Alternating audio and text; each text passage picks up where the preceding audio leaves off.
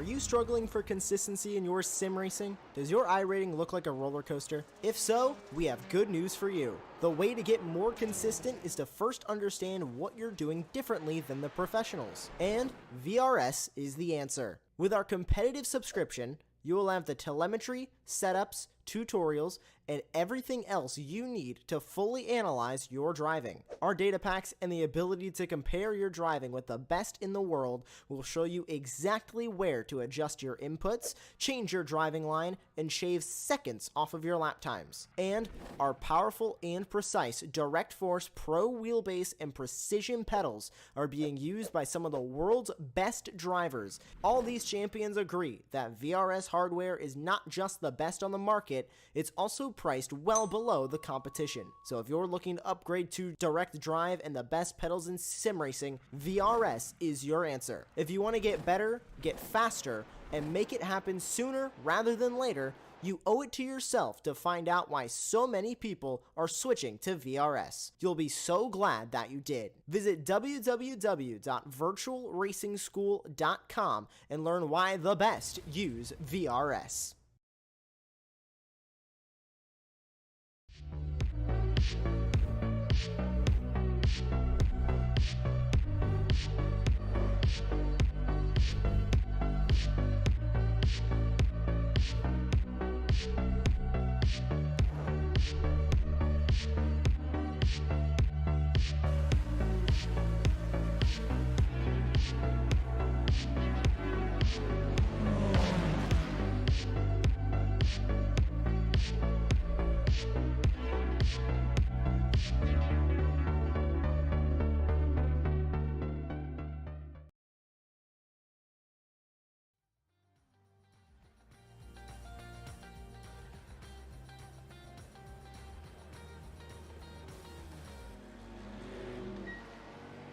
Hello everyone and welcome live to Apex Racing TV for round 2 of the iRTES 2023 Team Championship here at the Fuji Speedway.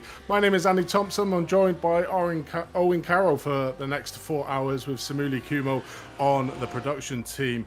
We are currently into round 2, like I've said, and the calendar that's coming up is a very interesting one indeed. May the 21st we go to Le Mans, June the 25th we go to Twinwig Motegi, on July the 16th we go to Spa, and August the 13th the final round is Watkins Glen. But all the action is here today on April the 30th here at the Fuji International Speedway, and it's going to be an interesting race. They have added an extra class this season, the BMW LMDH car, which seems to be very popular on the iRacing, but it does have the staple GT3 cars and LMP2 cars.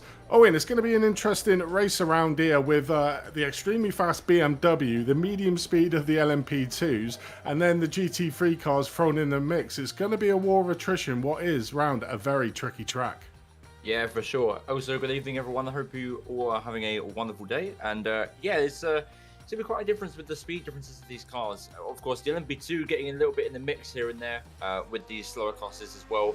You know, the LMDH is coming out to the GT3s is such a big speed difference. It's kind of almost easy in a way to get past them. But the LMP2 is making it a bit more difficult for the LMDHs to make that move stick on GT3s. And, you know, passing LMP2s itself is going to be quite an issue in and of itself as well. So, yeah, very fun track, very fast track as well. So let's see what the guys can do out there today. Yeah, it's pretty much got everything, this track. You've got the extremely long straight, a 1.475 kilometer start-finish straight that goes into a very open first sector, round turn 1 and 2, round the Coca-Cola corner, the third corner. But then it starts getting a little bit tricky when they come up to turn number 10, round the back end of the course.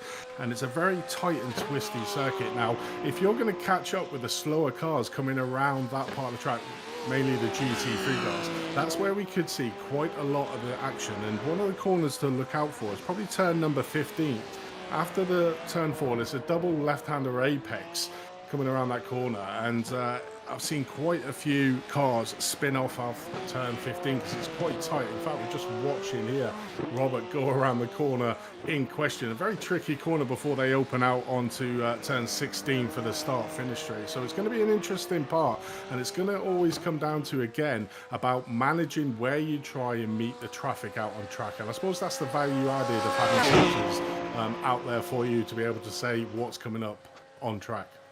Yeah, for sure. Again, these LMDHs, the front end, they're very, very difficult to get slowed down in the lower speed. Yeah, that little section, as you say, turn 15 is going to be very, very tricky for these LMDHs to navigate their way through and also navigate amongst LMP2s and GT3s as well. So I think it's going to be a little bit more difficult than the guys would imagine out there today with the multi-class. But yeah, of course, these cars thrive in these high-speed sections, as we see David come from turn 1 now, going into this really fast section with the ever so quick left-hander and then the ever so hanging right-hander as well. Is very comfortable in these cars for sure, but in GT3s it's not so much, and passing them in this car is going to be a challenge in itself as well. Yeah, definitely. We'll have a look around the lap here from David's point of view as he comes around turn number 4, the 100R. Open corner coming down into the hairpin. It's going to be a low gear, first or second, before they start accelerating again through turn 8 and 9 through the 300R. So these cars are going to be getting onto the back of the MP2s and MP3s, and this is the start of the section I was on about, turn number 10, a very tricky right-hand corner before they start coming in to turn number 13. It's just got to really watch your speed around this part of the section. This is 14 coming into 15 here. Very tricky, and you can almost see David there fighting with the wheel to just keep it. It's sort of like a little bit off camber before coming around turn number 16, and these cars will certainly stretch your leg down this start-finish straight. So that's sort of a brief eye view from the LMDH car around there. So GT3s will be a lot slower, but it's still just as tricky for them. So the way the session's going to work, the qualifying is 15 minutes long. The drivers get 3 laps each. It's closed qualifying, and then they're all gridded up relevant to the class. So we can start to see the times coming in now at the moment. Penguin RC Simulation at the top of the grid with the 123.11 with Obsidian Racing Future behind by 5/10 of a second, with Static Adrenaline in third. In the LMP2s, you've got Blue Shell Shield just been pipped there by 8/10 of a second, so a great lap there from 100 Force doing a 126.3. In the GT3 class, Can-Am Racing currently leads out the pole position with a 135.34, but only 1/10 of a second ahead of marginally above average sim racers. You've got to love some of the names here, and we're just watching on board with Chris Hudson from his sim. You can sort of see him there leaning into the corners, trying to get that Lamborghini turned in. It's going to be a tricky track for this Lambo, this track. There's certainly the car choice in them GT3 categories is going to be all important, but looking at the way they've got the calendar set up, Owen, it doesn't favour one type of GT3 car, so you've got to try to pick the all-rounder or pick the selective rounds you want to be good at, I suppose. Yeah, for sure. Again, these list of GT3s that the guys have picked in this series are pretty much, as you say, the all-round cars that you'd like to do right here as well. So the Lamborghini will probably be a bit favoured, has a bit more of a twitchy front end, so it can navigate this final sector really well. But somewhere like Watkins Glen, where it has, like, ever so flowing fast corners, is not going to do as well. So yeah, as you say, picking all round cars is going to be very key. But I feel like the pick today will probably be the Lamborghini or the Audi, as the twitchy front end nature of these cars is going to be quite effective in most of these corners here. Yeah, it definitely is. But I think one of the cars for choice to be watch out, certainly in that GT3 class, will be the BMW. It's for me this season. It is the all-round car to be able to drive on there. I've seen them taking a lot of the corners around here, so I'm expecting the BMWs to be favouring strong. The Audis are quite quick, but it's a very twitchy car. The Ferrari, I'm not sure we've got any Ferraris in the field, but certainly Lamborghinis. The Porsche is the all-round car that everyone's used to, but it's not very good on circuits with high curbs, whereas the BMW sort of comes into play a lot more.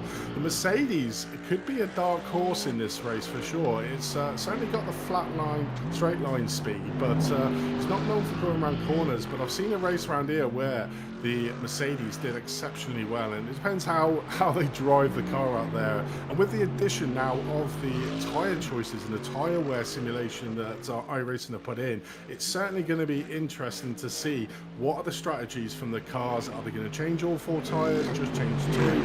But I suppose with the longer stints that these guys are going to be doing, it sort of makes sense to change the 4 cars. But from the LMP2s and the LMDH, Owen, you're probably the one to tell us how they're going to play that tyre strategy.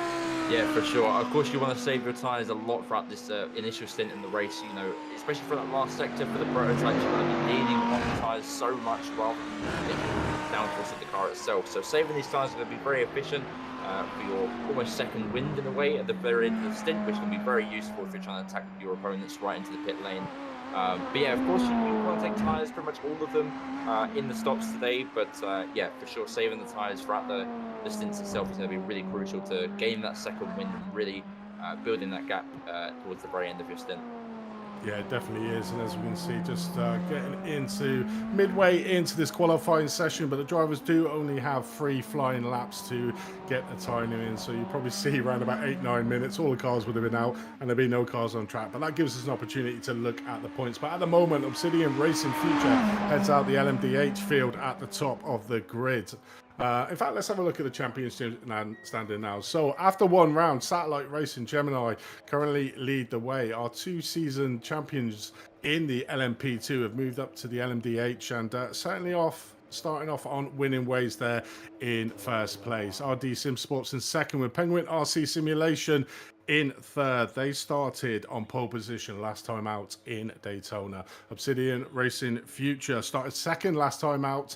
Currently down there in fourth place. In fifth place, Champion Motorsport Pro, Pneumatic Motorsports in 6th place. We2 Fast Racing in 7th. SimHQ Motorsport Orange in 8th with RD Sim Sports 2 in 9th. 2Pi Racing Team Leg Down Racing there in 10th. Static Adrenaline Racing in 11th.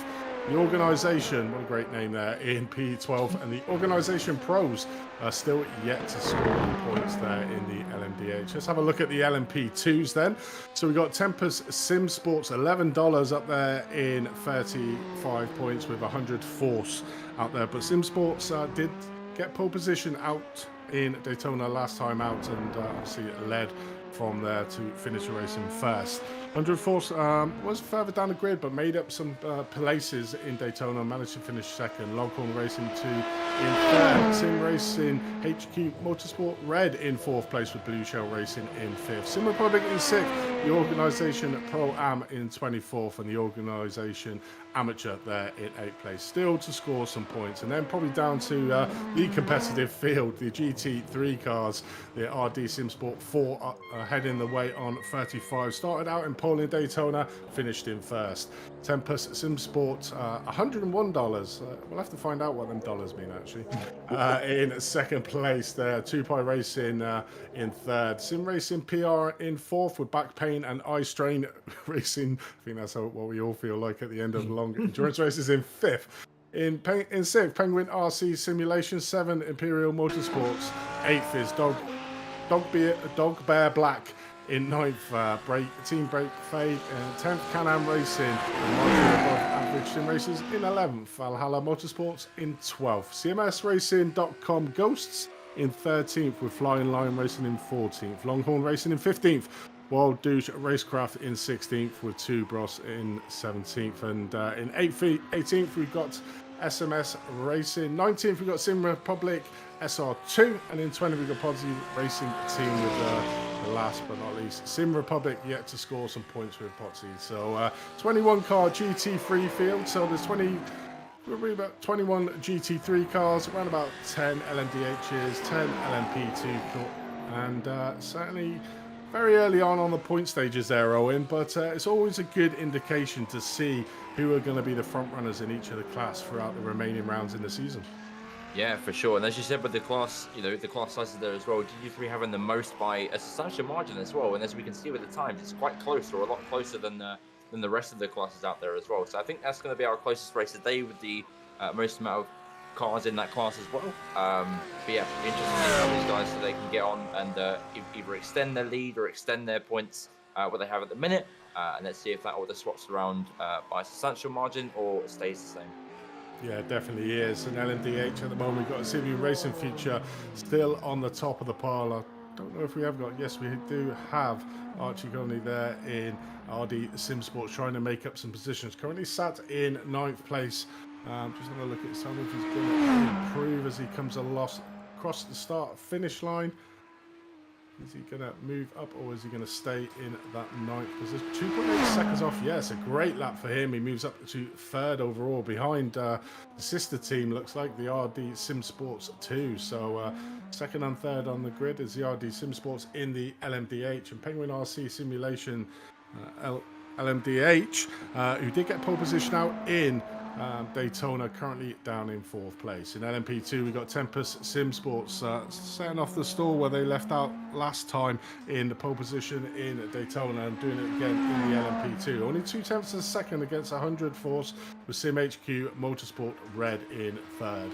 GT3 cars, we got RD Sim Sport 4 heading out the field at the 6,000ths of a second ahead of Tempest Sim Sport, so super close on track with Sim Racing PR in 3rd place by 600ths of a second, so extremely close by the top 3 in the GT3 cars. And it's good to see they're different, and like I said, you can see the top of the pile is that BMW. I'm expecting big things out of it, but I'm pretty sure the Lambos and the Audis will try and have something to say in this 3-hour race that's coming up. So it's going to be interesting out on track. And just to give you a little bit of a flavour for the first lap, this championship has what's called an orange zone, so it's for drivers to be cautious on the start finish. There's many a series we've seen where there's absolute carnage coming into the first corners, so it's going to be interesting to be able to see. But we see there LMDH RD Sim Sports jumps to the top of the pile, 700ths of a second on his final flying lap to be able to get to the top of the LMDH. I think, as we see Thomas there getting a little bit squirrely coming around that very technical section. That was turn number 14 that was mentioned earlier on. I'm pretty sure we're going to see a lot of the cars though in coming around that corner and doing exactly that, twitching back end, hitting them sausage curbs, and I'm expecting quite a few of the drivers to be spinning. Yeah, for sure. Especially in this LMDH, you know, as well, the electric energy that comes from the rear end of it as well, that powers the rear end of the car, is going to be kicking in, especially throughout that last, that last corner to give you all the energy down the straight. But yeah, coming out that corner is going to be very twitchy. It's interesting to see how the drivers kind of react to it during the race and if they can manage it. You know, if you manage it well, you can manage the rear tires. And again, as I said previously, if you can manage the rear tires, you have a better second wind at the very end of your stint, as we see Thomas do a grand finale into the wall there. But yeah, great lap by RD Sim Sport right at the end there to take pole position by just almost 10th of a second. Yeah, going into the 121s there, very good from them guys. And yeah, I'm looking forward to the race. It's going to be quite interesting. Yeah, it definitely is there as Obsidian Racing Future right at the end there nicks it back off RD Sim Sports too. So yeah, Obsidian really on the pace here today around Fuji. It's gonna, like I said, it's gonna be an interesting race. You know, the first couple of laps or the first stint, the drivers are not going to be interacting that much. It's going to probably take about 3 or 4 laps for the LMDH cars to catch up to the GT3 cars, but then after the sort of first stint, certainly all the cars will be mixed up out on track. We can sort of see the track temperature, 88 degrees Fahrenheit, so not too bad on track for the cars, but I'm pretty sure that is going to get hotter as the day goes on. We're currently at 3 o'clock in the afternoon in sim time, so it may get a little bit hotter and then start dying down maybe for the last hour, so the teams are going to have to contend with that. But obviously, like I was saying at the start, this league has an orange zone. It's from the start finish line all the way to turn number 7, so that's where the drivers have got to be cautious and been told to be cautious on that first lap to be able to let the gaps unfold and then be able to make sure that the cars which will have cold tires don't make any silly lunging mistakes. So a good addition that the team does have out on track.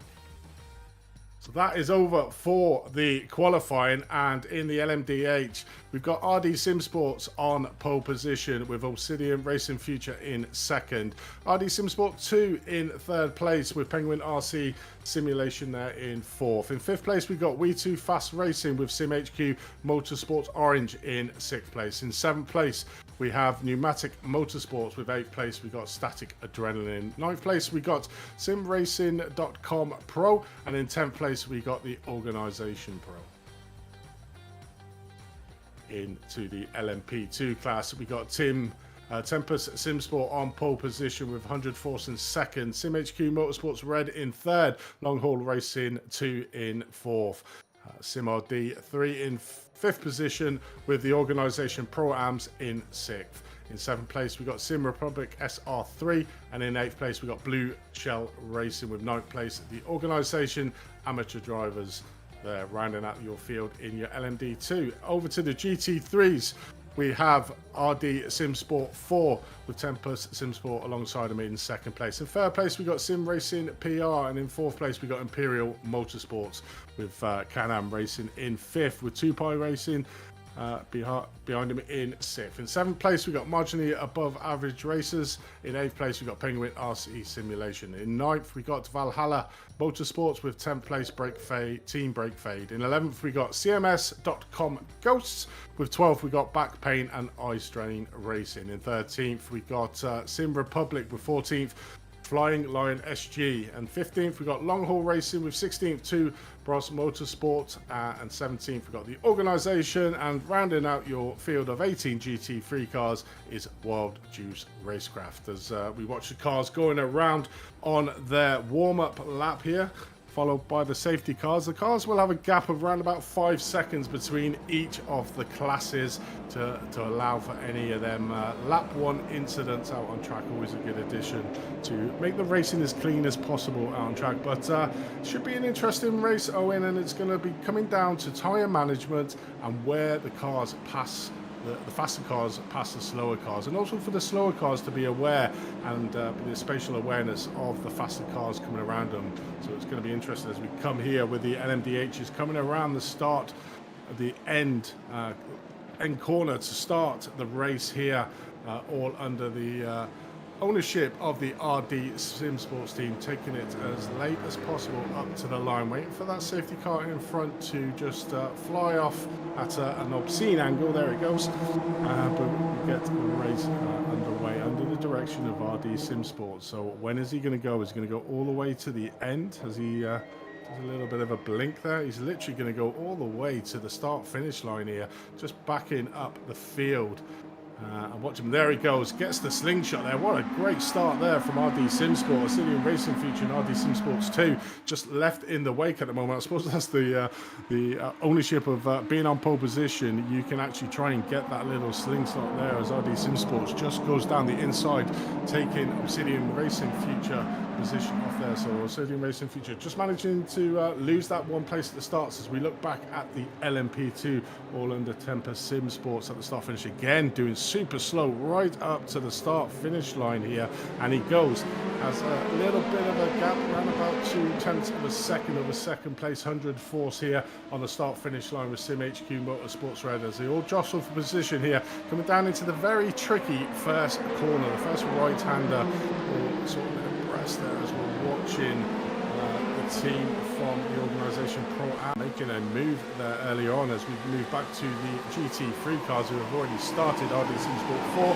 managing to lead the way from Tempest SimSport with Imperial Motorsport in third place. So as we said, that protected zone up to turn number 7 should give the drivers the opportunity for all drivers to get through cleanly within that section, as we've seen no incidents at the moment out on track. So a relatively tame first lap before the racing really gets underway, and then we start seeing the lunges down into corners around the track to try and get the positions. But looking at the moment, Imperial Motorsports there, but we'll go back up to the front with RD SimSports. Has a tiny gap there, near enough a second over the teammate of the RD SimSport 2 team. So it's always good there, Owen, to have your teammates behind you to give you a little bit of an opportunity to make that break. Yeah, for sure. I'm sure Peter will be, really parking the car as much as he can to not allow Christopher in the Obsidian Racing car to get too close behind him. But yeah, as he goes wide there, probably that's through the Obsidian car, has to go around the outside. Does he have a good lunge or the exit? Yeah, he does indeed. Tries to keep ahead of the Obsidian Racing car. But yeah, as you were saying, good to have your teammate right behind you to not allow the Obsidian car to get through. And as we're speaking about it, here comes the Obsidian car. Doesn't want to get too fast into this corner here. Again, if this was the chicane, a big lunge would be happening right there, I think. But yeah, the very fast flowing turn 10 doesn't allow that to happen. But yeah, as we see an incident with Ryan Smith and another LMP2 there at the back end, the organisation amateur car round at turn 1. Not really sure what happened there, as we see a replay. Yeah, it's a shame by them to have an instance so early on with a good start to the race. Here we have a look. Can't really see it as Ryan blinks away. Yeah, I can't see it on my end. I don't know about you, Andy. Yeah, it was just a turn coming down into turn number 1. Literally the tyres, I think that was turn number 1 anyway, coming down there and literally just spun the car out. So Ryan Smith from the organisation Amateurs has got it all to do now. You can see that he's still ahead of the GT3 cars, so has got a clear track in front of him to be able to make the opportunity and try to get onto the back end of the pack. But you can see by the track map in the top right hand corner does have a little bit of way just ahead of what we're currently watching here. Steve Mello in the RD Sim Sport 14 heading away 1.2 seconds ahead of Tempest Sim Sports there in the Audi car. So a little bit of a gap producing at the moment at the top, but nothing substantial. And it's all going to be about these opening rounds, certainly in these 3-hour endurance races. It's just making sure you get your lines nice and clean. Don't overextend them tyres to be able to make sure you hand over to the next driver in a good position with no damage on the core. Still there. And talking about not having the best one, there's Billy there in Fuji Motorsports. Currently having a spin. Oh, he literally came across there and nearly got contacted by the leader in the LMDH. That was a close one. That would have been a heart-stopping moment there for the RD Sim Sports, because I'm not sure about these cars, Owen. Are they as fragile as the LMP2s are? Oh yes, for sure. These cars in the new damage model are extremely sensitive to hits, especially on the rear end suspension. Even with a little tap, it could be your race done. So hopefully there doesn't seem to be too much damage on the RD Sim Sport car there in the lead so far. But yeah, that was an interesting hit there. The rejoin as he goes down the inside of the 2 GT3s there. Very adventurous move there by actually, but wants to get a move on here, which is very crucial in this kinds of tracks to try and have a really good traffic management and try and get yourself away from the rear pack as much as you can with the traffic. So he's done a good job there to escape most of them at the high-speed sections. But yeah, these cars are excruciatingly fragile. Don't know if that's a word, but it's very, very fragile to damage on these cars for sure. Yeah, so you've got to watch out. It made great work then of the GT3 cars coming around turn number 1. You can sort of see the gap that he's actually made out in the track map in the top right there. Has got a bit of a lead, but he is now coming up against probably the tricky part of the section here, and has really got to pay and make sure the GT3 cars play a little bit of service to him when he tries to dive down the inside as they come around here. Turn number 15, that treacherous, and you can see the steering wheel there. That's what I'm on about. That corner is absolutely treacherous, and when the tyre wear gets a little bit more excessive, that's where we're going to start seeing a lot of issues there, as you can sort of see. And this is what really carves up the field as we look back with Pneumatic Motorsport Blue there in 7th, getting caught up into the mid-pack of the GT3 cars. This is where you sort of see the LMDH field just get splintered apart, because the LMDHs have got to try to navigate around the a lot slower GT3 cars, and you can sort of see the top of the tower at the moment, 1.7 seconds from first to second, and then Obsidian Racing Future 3.2 seconds behind RD Sim Sport 2. So that little bit of traffic there of the GT3, the first pass of the GT3, has produced some sizable gap in the LMDH class fields. But you get some luck, I suppose, Owen, and then you can also get some really bad luck where you manage to gain a decent sizable lead, and all of a sudden you can just lose it. Oh yeah, for sure. I've had my fair share of that in many races before, but yeah, if you have a moment where you catch the cars at the very wrong time, especially into that end section of the lap there, it can be really, really, really annoying, because you have so much speed in the car. You want to get up to the guys ahead of you as quick as you can, but you just can't find a way around the GT3s. So that's why traffic management and picking your moves, is very, very crucial in this car to build a gap, as the RD Sim Sport car in front has had now with a 3.3 second lead through the traffic. So yeah, very good job by RD Sim Sport to pick his way through the traffic there. And yeah, it's what you need in this car to be quick in these endurance races. Definitely doing. You're holding a bit of faith in the cars around you to give them space. We're currently watching 2 Pi Racing team there in 4th place at the moment, up 2 places from where they started. So a great start for them in that 4th position. The car behind him, Sim Racing PR, who's having a bit of a fight here, going down into turn number 1. He's currently down 1, maybe 2 places, depending if 2Pi Racing can make the move done. But he does have that inside line here into turn 1, but then we'll have the outside line. But manages to keep that place ahead, but certainly racy between himself, Miguel, and Jose Ramirez behind in the 2Pi Racing team. So those two having an early battle, as we see the 2Pi Racing team just getting a little bit off track there, which will give the opportunity again to the 2Pi Racing team behind to make that move on the Sim Racing PR team, currently in 4th place. So no advantages of cars. Obviously they do have their own setups that they can use to make the car to their own specification, but certainly the power of the cars is very similar. But we're watching here on track the Penguin RC Simulation, driven by Cody Cosgrove at the moment in P6, up 2 positions again in class. So a great start to the race. Only 8 minutes into this, 6 laps completed at the moment, so very early days in this 3-hour endurance race, and I'm pretty sure that that's the majority of the LMDH cars that have got through the thing. Oh, as we see Cody Cosgrove there, commentator cursed him and has a little bit of a spin, and will find himself back down the field going through the racing line there. Gonna have to watch his way he gets back on. Let's have a look at see what happened to Cody. I think that is the first victim of turn number 15. Literally gets it out, hits the curb, spins it out. Luckily no damage on that car, so able to rejoin the race, but has lost a few positions from 6th place down to 12th. Yeah, for sure. His tyre is going to be screaming after that one as well. Just spinning these rear tyres up and the forward tyres in general will really damage your tyre wear for sure. But Cody's not letting that get to him too much. He's making a move there on the 218 Porsche car there. But yeah, it's not going to be the best for him there with his tyres screaming out for help, but surely he can manage that with a bit of work for his car. But yeah, no damage, and he continues. Definitely is. Just looking at our YouTube chat, and a big thank you for everyone joining us in there. If you got any message or whatever, just put them in the chat and we'll try to get them out. You can see Dave Anderson's been very busy on the YouTube channel asking if any of us have been to Fuji, and I think I agree with Samuli. It's a little bit far away, but I bet the views are absolutely spectacular with Mount Fuji in the background around this track, and it certainly seems an interesting one to go and watch an endurance race around.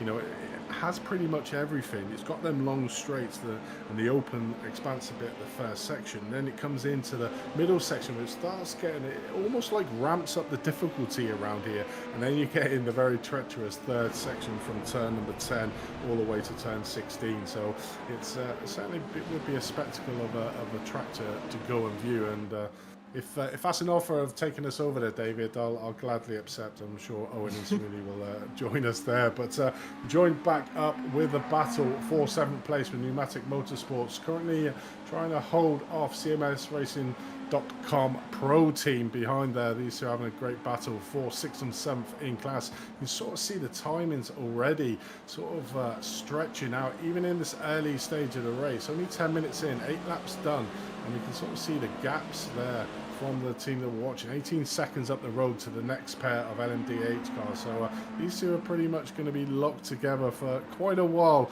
jostling for that 7th place position. But you can sort of see the timing tower there. The close battles are for 2nd and 3rd overall. The City Racing just behind, and the current battle we're watching at the moment, 7/10 of a second, CMSRacing.com Pro Team just behind the Pneumatic Motorsport Blue. But then you've got the gaps starting to appear in there, and that is all down to that GT3 class and trying to get past the cars, because if you get caught up on the wrong part of the section, certainly coming into turn 13 behind a lot of GT3 cars, that's where you're going to lose a lot of time in these BMW LMDH cars. Extremely fast on track to be able to do. And now we can sort of see, we're looking at the LMP2 cars who have caught the GT3 cars, so pretty much going to see the same effect now into the GT3 class. We can see the gap between 1st and 2nd currently at 3.5 seconds, and then from 3rd, 4th and 5th all extremely close. In fact, from 2nd, 3rd, 4th and 5th all close in a close battle with Tempest SimSport, Imperial Motorsport, Sim Racing PR, and 2Pi Racing there in the GT3 cars. So they're all extremely close together, but the LMP GT2 cars, you've got to navigate around these GT3, and I suppose if you're in one of these super fast cars, you really want to be getting them down the start-finish straight or around this first section of track, and we can sort of see on the timing tower the heavily embroiled the LMP2 field in the back end of the GT3. Coming down here into turn number 1, we've literally got 3/4 of that GT3 field to try and navigate, and I'm pretty sure they're going to catch them in probably the worst place that you could catch these cars at, these front runners. Yeah, for sure. It'd be a very good move there from Evergrass in the organisation Brown car ahead to catch him on the main straight there, because then he gets to side the line through the traffic here. So as you can see, already got one of the Audis down into the hairpin there. So yeah, very good early move there to get them on the straight. And again, as you said, you want to get these cars on the straight because it really helped the organisation Brown to get that extra straight line speed that he needed to get past the CMHQ Motorsports red car. And yeah, as you can see there, he's extended his lead by getting the traffic at the right place at the right time. So being in front of the traffic is going to be very crucial here as well. Yeah, it is. And being that it's a relatively short track compared to some of the other rounds within the season, obviously we went to Daytona, extremely large, expansive track with lots of passing opportunities. You come to this one, which and it looks like the rounds, if I look at the rounds, we go down and we can sort of see a fast open track followed by a technical track followed by a fast track. So we've got Fuji here today, which is going to be a technical and a war attrition for the LM, in fact all the field to be fair. And then we go for the next round into Lamar, which is an extremely long track. It's going to be very, and there's still be quite a few overtake moves by the LMDH, but nowhere near the amount that they're going to be overtaking the GT3 field here today. Then we go to Twin Motegi, which is another quite tight technical track before they go on to Spa and the ever expansive Spa. So it's before they finally finish at Watkins Glen, like you mentioned at the start, a fast flowing circuit to finish off. Watkins probably my favourite track, but again, it's another technical track. So I like what the organisers have done of this round is make it like almost like a slipstream race followed by a technical race to really challenge the drivers. Yeah, and for sure they're both different in their own homes as well, with the endurance nature of the cars as well. You know, saving fuel, especially around these fast flowing circuits that are coming up, is going to be very, very key. Because that can gain you so much lap time and so much of an advantage in the pit stops as well. Not as much as the technical tracks there, it's more about how quick you are actually around the track and around the traffic as well. But yeah, for sure they're going to be both different challenges in their own way, but still the same kind of race itself, as you can see in Fuji as well. Getting past these slower class cars is very crucial to your position, as we saw with the MDH at the front. iRacing Sport had a really, really efficient and fast traffic run at the very beginning, which allowed them to get a massive, massive lead. As we see, the iRacing Sport leading car coming back through. Cost a little bit of time, commentator skirts again through the traffic there, but yeah, from the initial traffic lap that he had, it was very, very beneficial, and just gave him that lead that he needs to sit kind of more comfortably now than he was before. Yeah, you can see the gaps now starting to really appear in that LMDH grid. 2.7 from first to second, 3.3 from second to third, 6.8 from third to fourth. So the top three in the LMDH starting to pull away from the rest of the field. Then it's 9 seconds back, 15, 16, 20, 30. So that LMDH field has certainly been spread out in this early pack. Only 12 laps gone, 15 minutes into a 3-hour race. So it's going to be a little bit frustrating, and they've really got to try and keep their nerve to not try and make a silly mistake or a silly passing opportunity. Just let it come to them where the opportunities arise. Don't try and force something, because that could be certainly a race ender. You know, there's going to be that opportunities to be able to get that time back in this race, and it's all about the traffic management and how you do it. Not be over aggressive, be as obvious as you can there, as we watch a city in Racing Future getting caught up behind.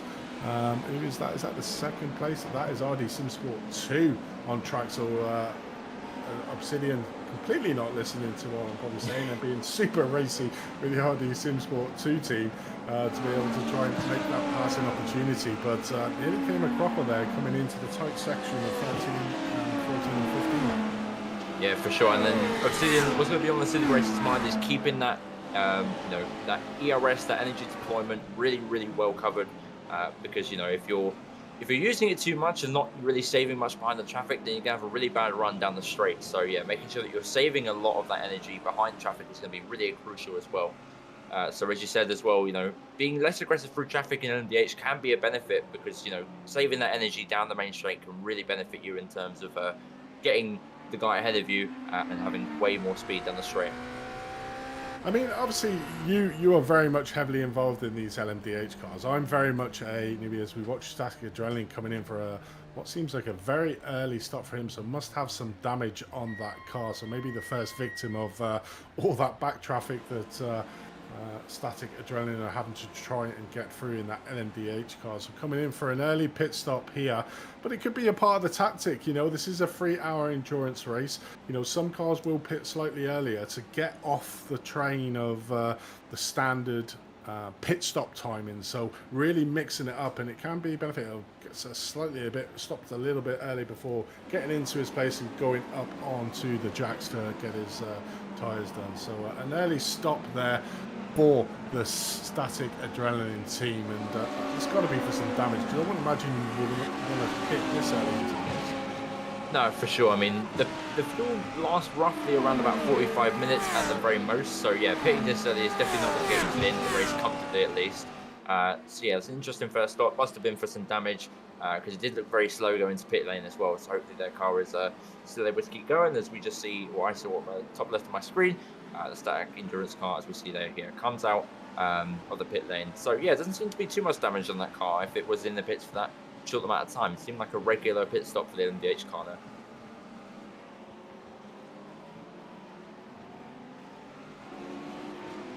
Yeah, I'm not sure what damage he might have picked up. Maybe we could see it in a replay of some sort. But yeah, the damage might have been suspension damage, but if it was suspension, it would have been in there for a longer time. I'm not too sure about the fast repair situation going on here as well, but maybe that could be something that they've integrated in here to allow people to have another fighting chance, which I would do myself as well. If I had a bit of damage early on, I'd get straight in the pits, fast repair it, and use all that time I gained in front of the pits to keep the momentum gaining on the rest of the field ahead as well. But yeah, very early pit stop from them. Let's see if it works out for them in the end there as well. As we see a very close battle here for third place in GT3. We have Imperial Motorsports followed by Sim Racing PR and 2 iRacing team as well, with the LMDH is coming up behind them as well, with a mix of LMP2s as well. So now everyone's trying to, getting a bit clumped up together, as I said previously, with the LMP2s, LMDHs, and GT3s all together as they're picking their way through there.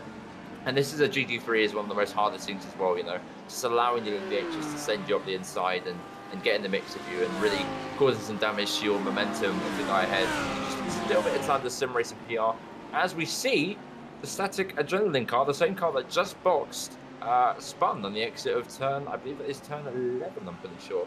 Not sure what happened there with them, but they don't seem to be having a fantastic race so far. Let's have a look at a replay on their side. Okay, here we go. Come out through the tricky section of the final sector again. Loses it on just on the rear end itself. Again, with that new tyres and the refresh energy from the pit lane there. Just getting a bit too much on the throttle application for David James and the Static Adrenaline car there. So shame for them. They're not having a race to remember here, Fuji. So let's see what they can do towards the end.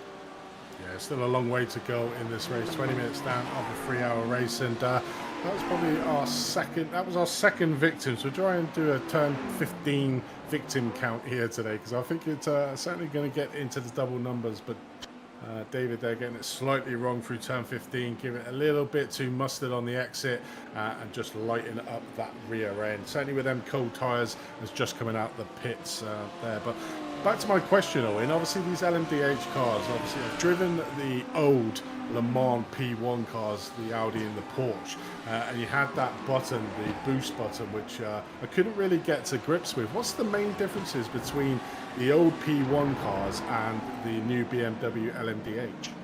Well, of course, the LMP1, as you said, you had that button to deploy it manually yourself. Of course, you had the automatic setting as well, but it was always more beneficial to have that manual button and to deploy it in certain sections of the track to help you in terms of the full lap time. But whereas this new LMDH, it's all just to do with, there's 3 modes you can have: attack, build, and balanced, and that kind of deploys around the track at certain points to give you a little bit of boost, which is all down to the car's control. You can't really control when it deploys, only what mode you have it on. The best mode to be in really in a race like this is balanced, and maybe in the traffic as well, you can switch it to build to regain some of that energy and then deploy it under the full control of the throttle rather than a button. And yeah, that's pretty much the main differences there. I'd say I prefer the new LMDH kind of deployment mode, you know, it being a kind of tactical advantage to switch modes rather than kind of button. So yeah, I think it's a very good addition, and I think it's a less of a challenge, I'd say. It makes the LMDH more easier to drive than the LMP1s. So what you're saying is it's for us noobs that weren't very good at the P1 originally, it's a lot easier car to drive, and it should be quite fast in it straight from the off and not having that tricky button when to press it. Because I do remember being in that P1, the prototype league on Apex Racing TV, and around Le Mans, I was a lap ahead of the car behind me, and by the end of the race he actually caught me, so that shows how terrible I was on the P1s in the previous one. So I might have to give the LMDH a go and see if I'm any better in that. The LMP2 for me was probably the easy one. You don't have any boost buttons or anything like that, it's just pure engine speed of the car that makes it a little bit. And obviously I remember you, Owen, commentating on you in a few of the prototype leagues as well, so that's why your bread and butter is these LMP2 cars, and obviously the LMDH now, as you mentioned earlier on. But we're currently watching Paul here of the organisation coming around turn number 15 here, taking it extremely slow. And you can sort of see the speed difference between the GT3 and the LMP2 cars. The GT3s are probably quicker around that little section of the track. But then obviously you get on the straights, the LMP2 opens its legs and just shoots away. But it's that mix now, I think, that we're looking at in the treachery of the GT3 cars. Not only are they battling their own cars, but it's almost like the cars have been shuffled up like into a big deck, and you've got the GT3s with LMP2s around them and LMDHs. So not only is it one certain car speed that they've got to contend with, it's the two different speeds now, the LMDH and the LMP2s coming up behind them.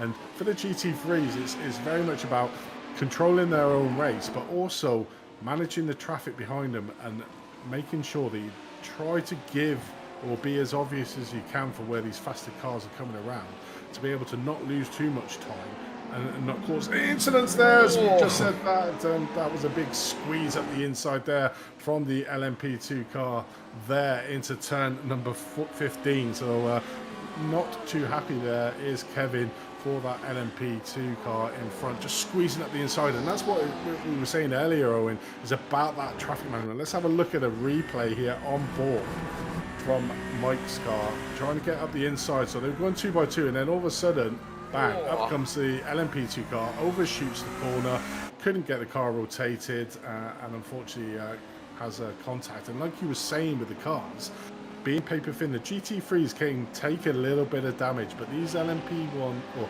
the LMDHs and the LMP2s, they're wafer thin, so that could have caused some damage there.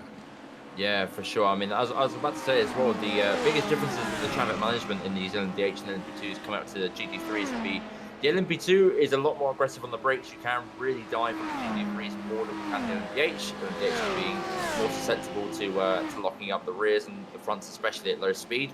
But yeah, probably taking a bit too much was the number 11 LMP2 there, just a little bit too aggressive on the brakes and going to the side of the Lamborghini, but was just fortunate enough to be parallel to the car, because it seems to be the way that if you're parallel to the car and you hit it, you don't seem to get much damage. But if you get it side on, in terms of suspension to the side pod, that can be a bit more damage as well. So I didn't think there's much damage there for both of them. They seem to hit in a fairly trading paints kind of way. But yeah, again, this traffic management in LMP2 there, as you can see, the LMP2 is going past Mike Saxon, the Flying Lion Racing car there. It's a big difference in terms of how the GT3s manage them. You know, you've got the LMP2s diving you up the inside, and you've got the LMDHs kind of blitzing you around the high-speed corners. Yeah, that could have been a costly mistake for the 11 car, making that slightly around. He's 9.4 seconds in that LMP2 in P1 position there. It's probably didn't really need to make that move into that corner. Having that sort of gap, yeah, he would have lost a little bit of time, but that could have ended up a lot worse if Mike Saxon hadn't basically come off the brakes, because the two Lamborghinis were fighting into turn 15th, and that LMP2 car just came up the inside of them, overshot the corner. So that could have been Could have been a sort of race end in there for Rui Kuros of the Tempest Sim Sport. Certainly 9 seconds out there as sort of caution for Two Bros Racing for an unsafe rejoin there. One of the treacherous things around there is if you have a spin around this track, you're trying to get back onto track in a safe manner.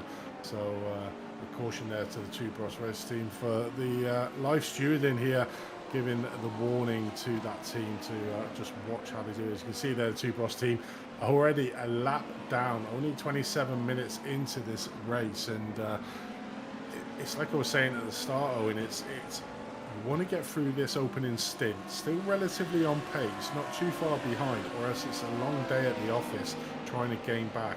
Or if you're as far back as Two Bros Motorsports are at the moment, already a lap down, it's going to be a long day at the office. Yeah, for sure. I mean, great thing about the endurance, is the length of the race, and thinking about how an incident that's happened to you could happen to someone else on the track. So it's always best to stay out there and keep going. As you know, obviously the lap car, just letting people go there, the Two Bros Motorsports. But yeah, it's always best to keep going, no matter what your situation is. As we've seen, a lot of people early pit and be quite far behind. But yeah, always best to stay out there, hope for the best, and hope that something happens to you. As we've seen quite a lot of incidents, and we're only 28 minutes into the race of a 3-hour-long race so far. So yeah, have a look what happens towards the end of the GP3 field, but I don't think it's the end of their race for sure, but it's still a long, long way to go, and as I said, something could happen to someone else out there. I'm pretty sure there's going to be lots of incidents still to go. 28 minutes in, and we've already witnessed quite a few, and turn 15th has collected a few victims at the moment, as we're currently watching the Obsidian Racing Future having a really big battle with SimRD Sim Sports, just jostling for position at the moment, and Obsidian not finding that killer blow at the moment with RD Sim Sport 2, just managing to hold off the ever onslaught from that team in third place. You can see how close it is, but this could be very vital, and this is all about trying to make sure you line up the cars. As we see there, Obsidian Racing Future going on the inside, and the GT3 car just probably not seeing them. These cars are so quick around the corners, and we just see there RD Sim Sport getting it completely wrong through the start finish. This could be an opportunity for Obsidian Racing Future going, ducking and diving down the start finish line. We'll have the overspeed coming into turn number 1, so it's going to be a drag race here between RD Sim Sport 2 and Obsidian Racing Future down to turn 1. You've got Obsidian Racing Future on the outside of turn 1, RD Sim Sport 2 on the inside, so it always favours the inside of the corner, so not able to make the move, but it looks like a switchback move here from Obsidian Racing Future, and manages to get the move done, or does he? RD Sim Sport 2 is trying to come back at him, but no, looks like Obsidian Racing Future, as RD Sim Sport takes an unorthodox line there through turn number 3, the Coca-Cola corner, and just probably a little bit frustrated with that GT3 car coming out of that last corner, literally slowing them up, which sort of started that move off for Obsidian Race Future all that way back, all the start finish straight, and managing to get the move there done going into turn 3 of Coca-Cola corner. So a great change of positions between Obsidian Racing Future and RD Sim Sport 2. Yeah, not only that, but We Too Fast Racing also got a bit of an action as well, going up into third place. Yeah, that one little error from the GT3, just not looking in the mirrors enough to see the RD Sim Sport 2 car there on the last corner, cost them dear with it must be said, a brilliant move from the Obsidian Racing Future car there. Of course, Obsidian Racing have a very strong LMVH program, and it seems like the other team, Obsidian Racing Future, learning from the best of them as well, with a lovely switchback at turn 1. As we see Sim HQ Motorsports have a trip to the grass. Interesting to see what happened with them. It seems like they kind of spun and rejoin back on track. As we have a look here, coming through, I believe this is down to turn 10. Probably takes too much curb on the left-hand side, or getting to the grass at the snap of the rear. And there goes the tyres for at least another 3 laps, and it will take a long time for them to go back in a nice window.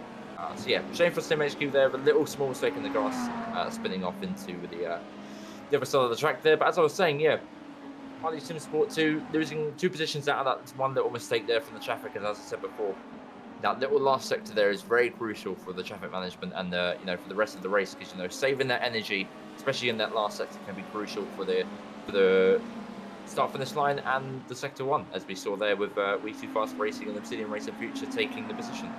Yeah, it definitely is, and you can sort of see how it ebbs and flows in that time as we watching the sim RD Sim Sport 2 here, putting a little bit of pressure on, which then getting it slightly wrong again, really pushing it really hard with We2 Fast Racing, and managing to get a change of position here. So it's really starting to heat up in that LMDH class.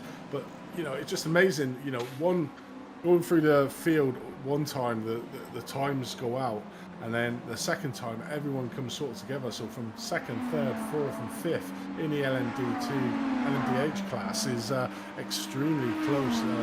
RD Sim Sport 2 is now 2 seconds behind Obsidian Racing Future.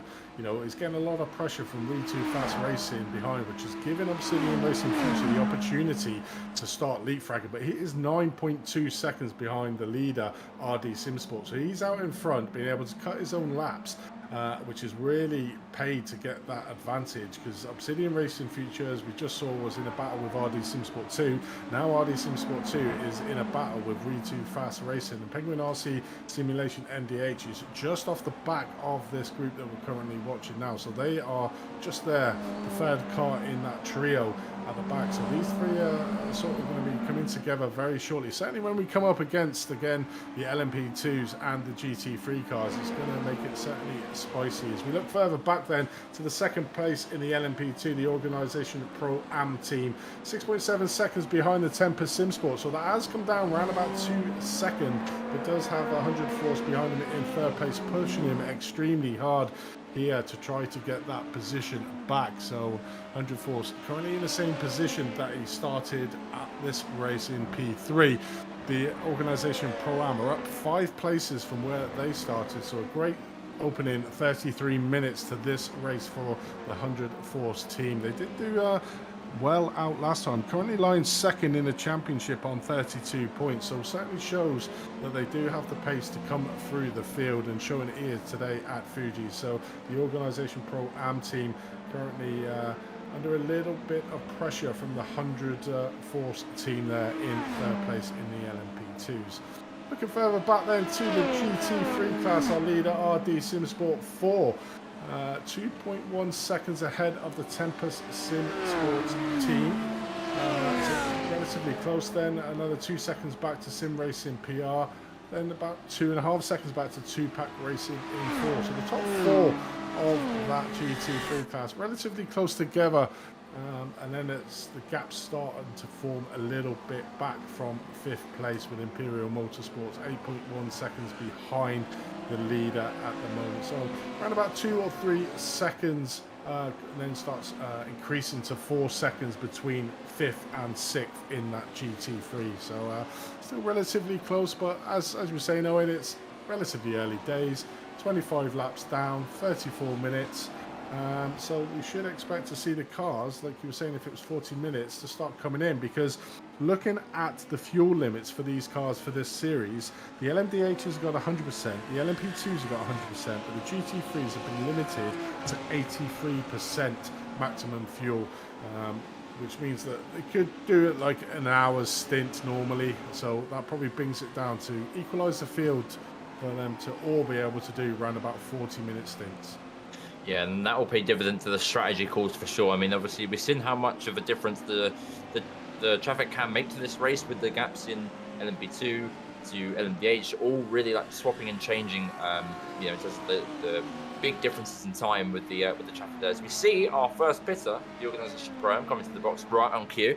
You kind of want to pit just before you come into that second or that third wave of traffic, because if you can avoid that third wave of traffic, you get more clean air, and then you can get it later on in the stint, rather than taking that bit of traffic, then pitting, and then taking the same bit of traffic again.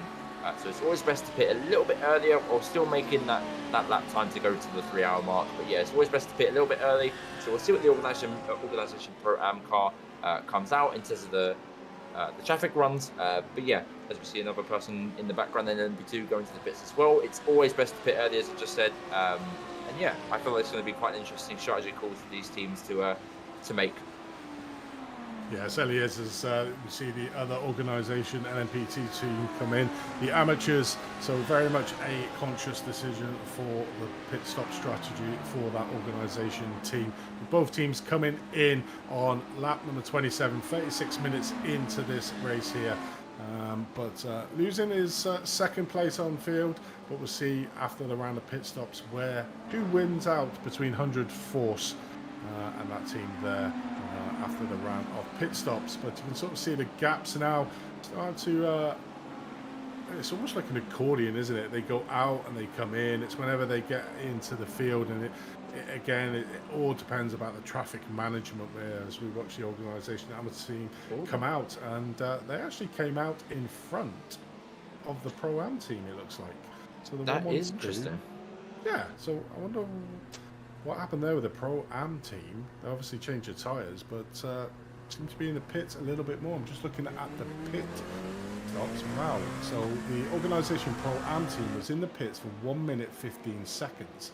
The organisation amateur team were in for 36 seconds, so a big difference there. I wonder if there was a speed in the pit lane possibly for the organisation Pro-Am team that is why they're showing 1 minute and 15. Yeah, that is weird. I'm trying to think of what that could be. I mean, I know that these guys have one fast repair to use, and that is their first run of pit stop, so they couldn't have been sitting there for damage, perhaps. I mean, don't know if it was tyres as well. It might well have been, but yeah, it's quite interesting. Quite interesting change in strategy there. But obviously, they've got back ahead of them on track now, and they're dropping quite far behind. So I reckon it probably is a case of tyres because, yeah, they seem to be dropping quite far back quite quickly as well. So yeah, if they haven't taken tyres, it's quite an interesting strategy call to make. Maybe it can benefit them towards the very end. But as we just seen there, with the kind of pace difference between the two cars, it doesn't seem to be that much of a benefit there. Definitely not, but that is there as we've seen the organising Pro-Am getting it slightly wrong round our turn number 15. What should we call? We're going to have to name that some corner, I think, probably by the end of this race with the amount of spins that we're all going to see around there. But getting it slightly wrong on them cold tyres, but that's really going to hinder his time against 100 Force. He was fighting for that second place, but with a 1 minute 15 second pit stop, and I'm pretty sure if 100 Force can get in without any undue time penalties, would probably be well out. So you may see the organisation Pro-Am field round about 5th or 6th in the track. Oh, as we say that, the amateur team gets it slightly wrong and nearly collects car number 75 there, I think it was, or was that 15? The car that he just passed it is car number 78. Long Haul Racing 2, who's currently in P5, nearly getting collected there by the team. So not by the organisation team. Not having the best of outlaps are the organisation. Both the Pro-Am and the Am team getting in some incidents, trying to get them tyres back up to temperature. But it's interesting what you say about the tyres. With the new makeup that iRacing have gone, it almost takes away the strategy of changing the tyres, because the tyres get changed at the same time that it's refueling now, whereas previously it was tyre change, it was refueling, and then the tyres got changed. So I suppose in these races where if you go in right to empty out your tank, it sort of makes sense to change your tyres if you're filling the tank up to the brim. It's when you come into the closing stages that it really comes in. Do you change 2 tyres? Do you change none? Don't change any tyres on a pit stop when you're doing a splash and dash. It's always calculating where you're going to be when it comes into the realms of the end of the race. But I suppose on these earlier stints you would expect them to change all 4 tyres on every stint, or maybe at least a minimum of 2 tyres. Yeah, I mean, perhaps, yeah, as you say, with the 2 tyres, that I reckon that could have been the case with the Pro-Am car there. That I think they did actually take 2 tyres to come out just ahead of the other organisation car there, but then they're just struggling with that grip. The balance when you take the 2 tyres is really, really weird to get used to, as I know that from Daytona 24-hour that we went on one in Apex Racing Team. When we took 2 tyres, it was really, really offsetting the balance. It took about 2 or so laps to get it back together again. And the other car taking probably 4 tyres. The probably reason why they locked up was due to the high level of fuel that they just put in the car again, endurance level fuel. So yeah, probably just caught them off guard. We're going into a slow speed corner, locked up the rears, and kind of went on a little bit of a spin on their own. But yeah, I reckon it was a 2-tyre choice for, I believe it was the organisation Pro, and a 4-tyre choice for organisation Pro-Am there. Yeah, it definitely is. But it's almost like a race in itself, isn't it? The pit lane strategies that these drivers and teams go through, making the decisions on what they want to do each pit stop to be able to optimise the least amount of time in the pits, but also optimising the fact that they're trying to keep their race paces. We watch 100 Force here coming in from 2nd place, so this will give us a good indication of how much time that Organisation Pro-Am team has lost. So we'll just see. I'm expecting them to go up onto the jacks, change the tyres around. As you can see, the smoke probably coming off the either the exhaust or then brake ducts would be extremely hot. So let's have a look and see what time. So that's tipped into 15 seconds at the moment, stationary for the 100 force. I'll keep you attuned, but when we see him onto the pit lane, as we watch Static Adrenaline in P10, currently 2 laps down in there after the earlier issues that the team has had. So not having the best of rounds here in Fuji, but it's all about maintaining that speed and to be able to keep there. As you see, 100 force on the pit exit.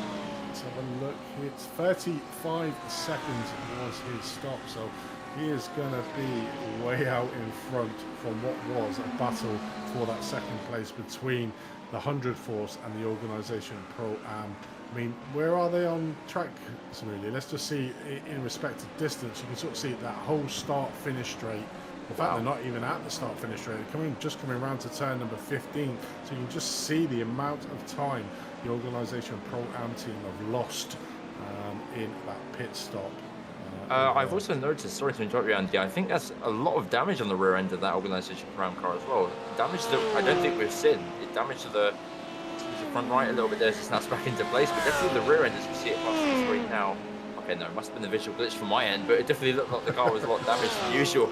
I got very scared then. My apologies. Definitely is, but it's all going. But you can see the timers in the LMD2. Obsidian Racing Future is trying to close down the gap now to RD Sim Sports in front, around about 9 seconds. But the crucial thing is they're trying to open up a gap between RD Sim Sports too. We saw about 5 minutes ago them in a real titanic battle at the end of that lap where Obsidian managed to get the move done, but it's since then it's RD SimSport 2, who are currently watching on screen, is trying to fight off Penguin RC Simulation. So, you know, RD SimSport 2 has not been able to go the lines that it wants to be, being defensive, which has given the opportunity for Obsidian Racing Future to now get around about a 4-second gap between themselves and RD SimSport 2, and that's where it comes to having that understanding. If a car's close by you, it's either we're going to full out race here, or let's work together, use the slipstream to our advantage and try and close that gap. But certainly at the moment, it doesn't look like Penguin RC Simulation is trying to play ball with the RD SimSport 2 team, as we're watching Tempest SimSport here in first place in that LMP2, coming in for his first stop. Does he have a driver change, or is he going to be in? He'll probably do 2 stints, I would imagine, each is normal stints for an endurance race. And if I remember from last time out, Rui Kios was probably the main driver for that Tempest SimSport in Season 2. I literally did all the races commentary for that series, Season 2. So I do remember Rui Kios being heavily involved in that team as well. But looking down the field now, it seems like a lot of cars are coming into the pits. So we've got Obsidian Racing Future in, RD SimSport 2 in, We2 Fast Racing, Tempest SimSport from the LMP2 class in, SimHQ Motorsport Red, Long Haul Racing 2 and Blue Shell Racing all in the pits at the moment. The RD SimSport still staying out there in the LMD2 class, but looking at it further down, that is all the LMP2s in for their first pit stops, and the GT3 cars have yet to come in to start making their stops. Yeah, it's very interesting to see that RD SimSport didn't pit that lap, but he's got a lot of traffic ahead of him now, so I just suspect that he pits this lap rather than next, because, you know, he doesn't want to be caught up in that traffic and lose that massive amount of lap time and that gap that he built up. So I can imagine Archie for RD SimSport will pit in this lap to avoid all that GT3 traffic ahead of him. See if we see him go to the right hand side at all. No, he is not pitting. That is very interesting. Okay, so let's see what that works out for the RD SimSport car. But if I was him, I would have pitted very early on to avoid this the traffic that's about to come up ahead of him now. As we see on the track map on the right hand side of your screen there, the blue cars being the GT3 cars, of course, and it is quite a lot of cars. As you can see, he's already being held up by. He's going to catch in the last sector there, so very surprising that they didn't pit early on to try and avoid that and get out in that massive amount of clean air that you can see around about the last corner. Yeah, I suppose they're probably looking at it thinking, well, if we get onto the back of these cars towards the end of this lap, trying to make it. So there's a few cars there as well. The Organisation Pro, their day goes from bad to worse at the moment. So he's had a little bit of a spin there in 9th in the LMD class. Yeah, 1 lap down at the moment. It's probably them, like you say, coming out from the pit stops and not realising that, because you've just been racing for like 47 minutes, you're trying to get yourself back onto pace, but you've really got to rein yourself in on them out laps. It's pretty much like the first lap again with them tyres. Certainly if you change all 4 tyres, or even if you, like you said, Owen, you change 2 of the tyres, it's probably going to be even worse if you change 2 than change all 4. At least all 4 wheels are in the same sort of state, whereas if you change 2, you've got 2 brand new ones. It's We Too Fast Racing have a spin as well. They were challenging for 4th place in that LMDH class and getting caught up. If that was a self-imposed spin or if that was a little bit of a tag at the back, but that is round. That could be another turn 15 issue because that is coming out onto the start-finish straight. Let's have a look at a replay. So coming around turn 15, coming around the last corner. Oh, very strange. Yeah, the front end just bites a little bit too much of the front end. That'll be probably because he's left too much trail brake on the front end of that car, and the front end just grips up too much. Rear end steps around, and there's no chance of saving that in that type of off-cambered, long swinging right-handed corner there. So shame for We Too Fast Racing to have that kind of spin, but it is very possible in this car with the front end that this car has. 100%. You know, it's having that mentality of coming out after the pits, making sure you get yourself back up to speed, trying to not lose too much time. So trying to get onto the power or get into the brakes a little bit too early into that corner has really cost We Too Fast Racing, who were up there with the RD Sim Sport 2 guys fighting it out for 4th overall. So he lost a lot of time because you saw literally Austin Powers moment to try and get himself back on track.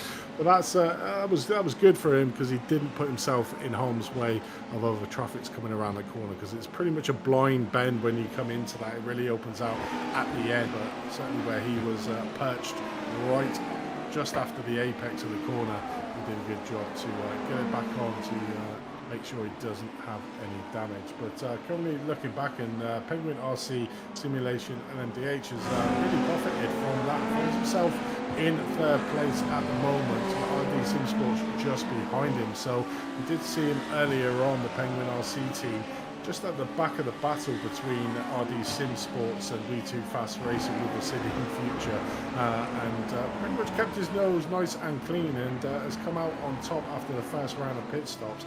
Currently finds himself in P3.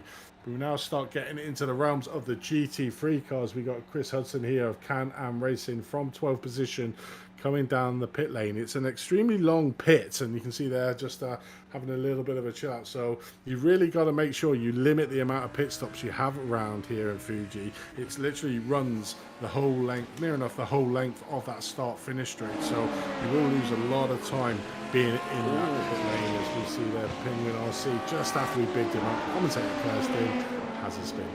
And that is around the last one as well. It is definitely indeed run the last one. It seems like it's done it on throttle out to the left-hand side there, as we see a replay of the moment that it happened. Coming through some GT3s. Let's have a look. RD Sim Sport 2 car right behind them. Yeah, he's very tight into this corner. Oh, gets caught up with the GT3. Yeah, so similar thing will happen to the RD Sim Sport 2 car again. Gets caught up with a little bit of the GT3 there at the last corner and goes a little bit of a spin. So yeah, that's not going to be very good for their tyres at all. And yeah, after a very good pit stop and a good strategy there from them guys, yeah, they're going to be very frustrated with that GT3, I'm very sure. Yeah, you know, as they say in motor racing, it's never over till the checker flag, and there's probably no more round than this that's going to put that to the test, because there's a lot of incidences coming out on track. You know, there probably wasn't the need to maybe make that passing opportunity there from Nate from the Penguin RC Simulation team. Got up the inside, but again, it's probably that Lamborghini didn't realise that it was up on his inside, tried to get the apex of the corner, and just collided into the number 66 car, the Penguin RC Simulation MDH team, and unfortunately made him a spin, which has lost them a lot of time. Only one position out on track, so currently still running around in 4th place, but you can see the time difference there. 15 seconds they've lost to the RD SimSport 2 team, so that has been extremely costly for the car number 66. As we look back at the other Penguin RC Simulation, Cody Cosgrove currently in P14th in the BMW, 1 lap down. Just having a look here, has he pitted? Yes, he has done his pit stop, so there's still around about 4 cars in that GT3 field that owe a pit stop on this first stint. We can just see 2 of them coming in. The Tempest SimSport $101 team coming in from 2nd place in the team. So RD SimSport 4 is really pushing on to try and maximize the laps in that BMW. BMW renowned for being probably quite good on the fuel around these tracks, so really pushing that to the absolute limit. Coming up to 52 minutes gone into this 3-hour race. We'll give you a rundown of all the positions after each of the hour marks, so you can see where each of the classes are currently doing, but they're all very much entwined with each other. Can you just put the track map up, really, just so we can sort of see how mixed they are out on track? You can just see all the colours all over the track, just entwined with each other. There's no real big clumps of cars. I think 7th to 8th in the LMD is probably the closest, and then it's all sort of spread out, so there's cars all over the field, and there's going to be no respite for the LMDH class when they're trying to get through the field. Yeah, for sure. This, yeah, as you said, this is the stage in the race where traffic is everywhere, and it's very, very hard to get a clean spot around this track. So yeah, a lot of them going to be picking their moments. Again, traffic management comes into key here for sure, as we see Steve Miller for the RD SimSport 4 car pitting in. Let's see where he comes out. Again, with a massive gap to the rest of the field, it doesn't seem like he's going to lose P1 anytime soon.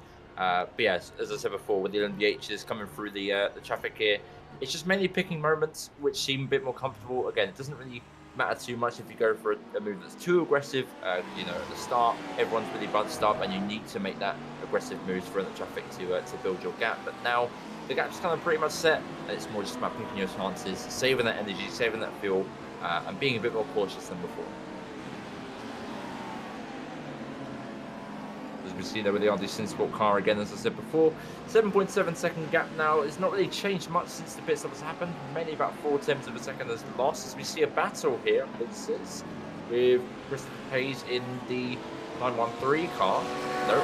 Yep, that's Flying Lion there pitting in, and Imperial Motorsports staying out there as well. So differing strategies there between the two GT3s. It'll be interesting to see how that pays out for them. But it seems like Imperial Motorsports have the LMDHs behind them, with a few LMP2s as well for company as well. So let's see if the Flying Lion SG car has the right strategy there to avoid most of the traffic, which is the key things here in the endurance racing.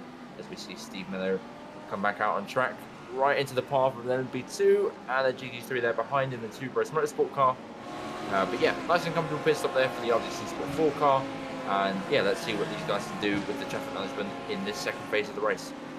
Yeah, it definitely is. So that's pretty much, that is all the drivers in. We've got 2 drivers still in the pit lane. We've got Mike Sack of Flying Line SG and Wild Juice Racecraft. And those are our last 2 last 2 teams to make their first round of pit stops. So we're near at the hour mark, so let's give you a rundown of the current positions in the class. So out in front at 6.9 seconds, lost about 2 or 3 seconds to Obsidian Racing Futures RD SimSport. So pretty much had it all his own way at the start of this race, going into the hour marker. Not really been challenged at the front, but looks like Obsidian Racing Future, who's behind him in second place, 6.9 seconds, was around about 9 seconds before the round of pit stop. So that gap has come down to the second place team of Obsidian Racing Future. In third place, we got RD SimSport 2, 18 seconds behind the leader. And obviously the more noticeable thing is the gap between Obsidian Racing Future and the RD SimSport 2 team is certainly extended. So the gaps between 1, 2 and 3 have all extended. Moving to fourth place, Pneumatic Motorsports Blue, 37 seconds behind there, 19 seconds behind RD SimSport 2. So that top 4 of the field really been spread out, with Penguin RC Simulation after his earlier spin not that far behind in 5th place to Pneumatic Motorsport. So probably the closest battle out on track at the moment in that LMD2 class. In 6th place, we got We2 Fast Racing, 55 seconds off the leader, around about 14 seconds behind the car we're currently watching of the Penguin RC Simulation LMDH team out there. So very much spread out with CMSRacing.com Pro, only around about a second behind the We2 Fast Racing team there in 7th place. In 8th place, we got SimHQ Motorsport Orange, 59 seconds. So between 6th, 7th and 8th, that's probably the closest battle. 4 seconds are the ones that are splitting them 3 positions in the LMDH class. Organisation Pro, 1 lap down after that terrible pit stop. We're not sure what happened there. 1 minute 15, easily 30 seconds. So sort of my best guess would be speeding in that pit lane. Got that 40-second penalty, add that on. You're in the realms of where they the 1 minute 15, so not the best of pit stop strategy there for the organisation pro team. With Static Adrenaline rounding out your top 10 in that LMDH field, back 2 laps down at the moment from the rest of the field, so not had the best of stints has the Static Adrenaline team. Over to you, Owen, for the LMP2s. Yeah, so of course we have the Tempus SimSport car flying in the lead under the hands of Reed Quiris as well. A very, very quick LMP2 driver. I remember racing him abundance of times in the past in this car, and yeah, he's very, very quick in this car, of course, being 13 seconds ahead of the 100 Force car in P2, separated by a very, very good margin of around 20 seconds to the SimHQ Motorsports red car, followed very closely by the RD SimSports 3 car there, separated by about 2 seconds. And then 10 seconds back is Longhorn Racing 2, followed by Blue Shell Racing, who is very, very close to the rear end. In fact, so is Sim Republic SR3 as well, who are all within around about, say, 4 or so seconds together. So that will be quite a neat battle there for the seconds tip for them guys to keep up with. Then following that is the Organisation Pro-Am and the Organisation Amateur, who had, both not so great pit stops between the both of them, and not so great outputs either. So yeah, shame for them guys that they couldn't do much with it, but they are both a minute behind the Tempus SimSport leader of the LMP2s. So yeah, there is your rundown of the LMP2 class, and back to you, Andy, for the GT3s. Oh, just as we watch that, we see the organisation progress. That team is not having the best of days. I did mention there that the LMDH team obviously was the one that had the pit stop. It wasn't. It was the LMP2 organisation Pro-Am team that had that exceptional pit stop. But let's have a look at the GT3 field then. Imperial Motorsports has done a blinder in that round of pit stops, currently leading out the way in 1st place.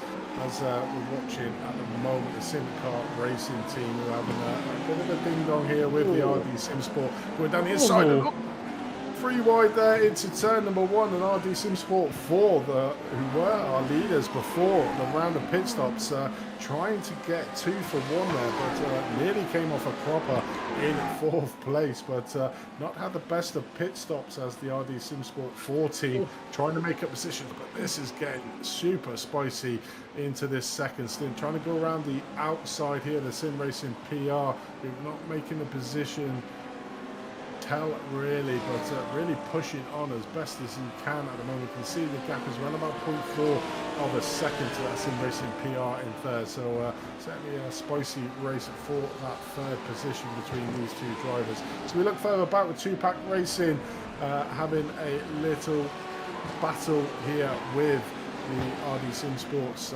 just looking up the road from him. He's just trying, in fact that was a back marker there, just trying to get past and trying to find the number of it. Let's see, is that number 7? Not sure, but he's currently in 5th place, just trying to get onto the back end of that battle in front with RD SimSport 4, between the SimSport Sport and the Sim Racing PR, who are going tooth and nail around this battle. Just giving the opportunity for 2-Pack Racing there, just in the background, the Lamborghini to close that gap down the start-finish straight. And I'm pretty sure that BMW here, just watch this battle, will make a dive into the turn number 1, right on the rear bumper of the Lamborghini, just pulls out of the slipstream, pulls alongside the Lamborghini into turn 1. Is he going to be able to make the move toe? I think so. Yes, he is. The Lamborghini just backs off, and Steve Miller there just managing to get back into P3 overall. So some spicy racing in that GT3 file.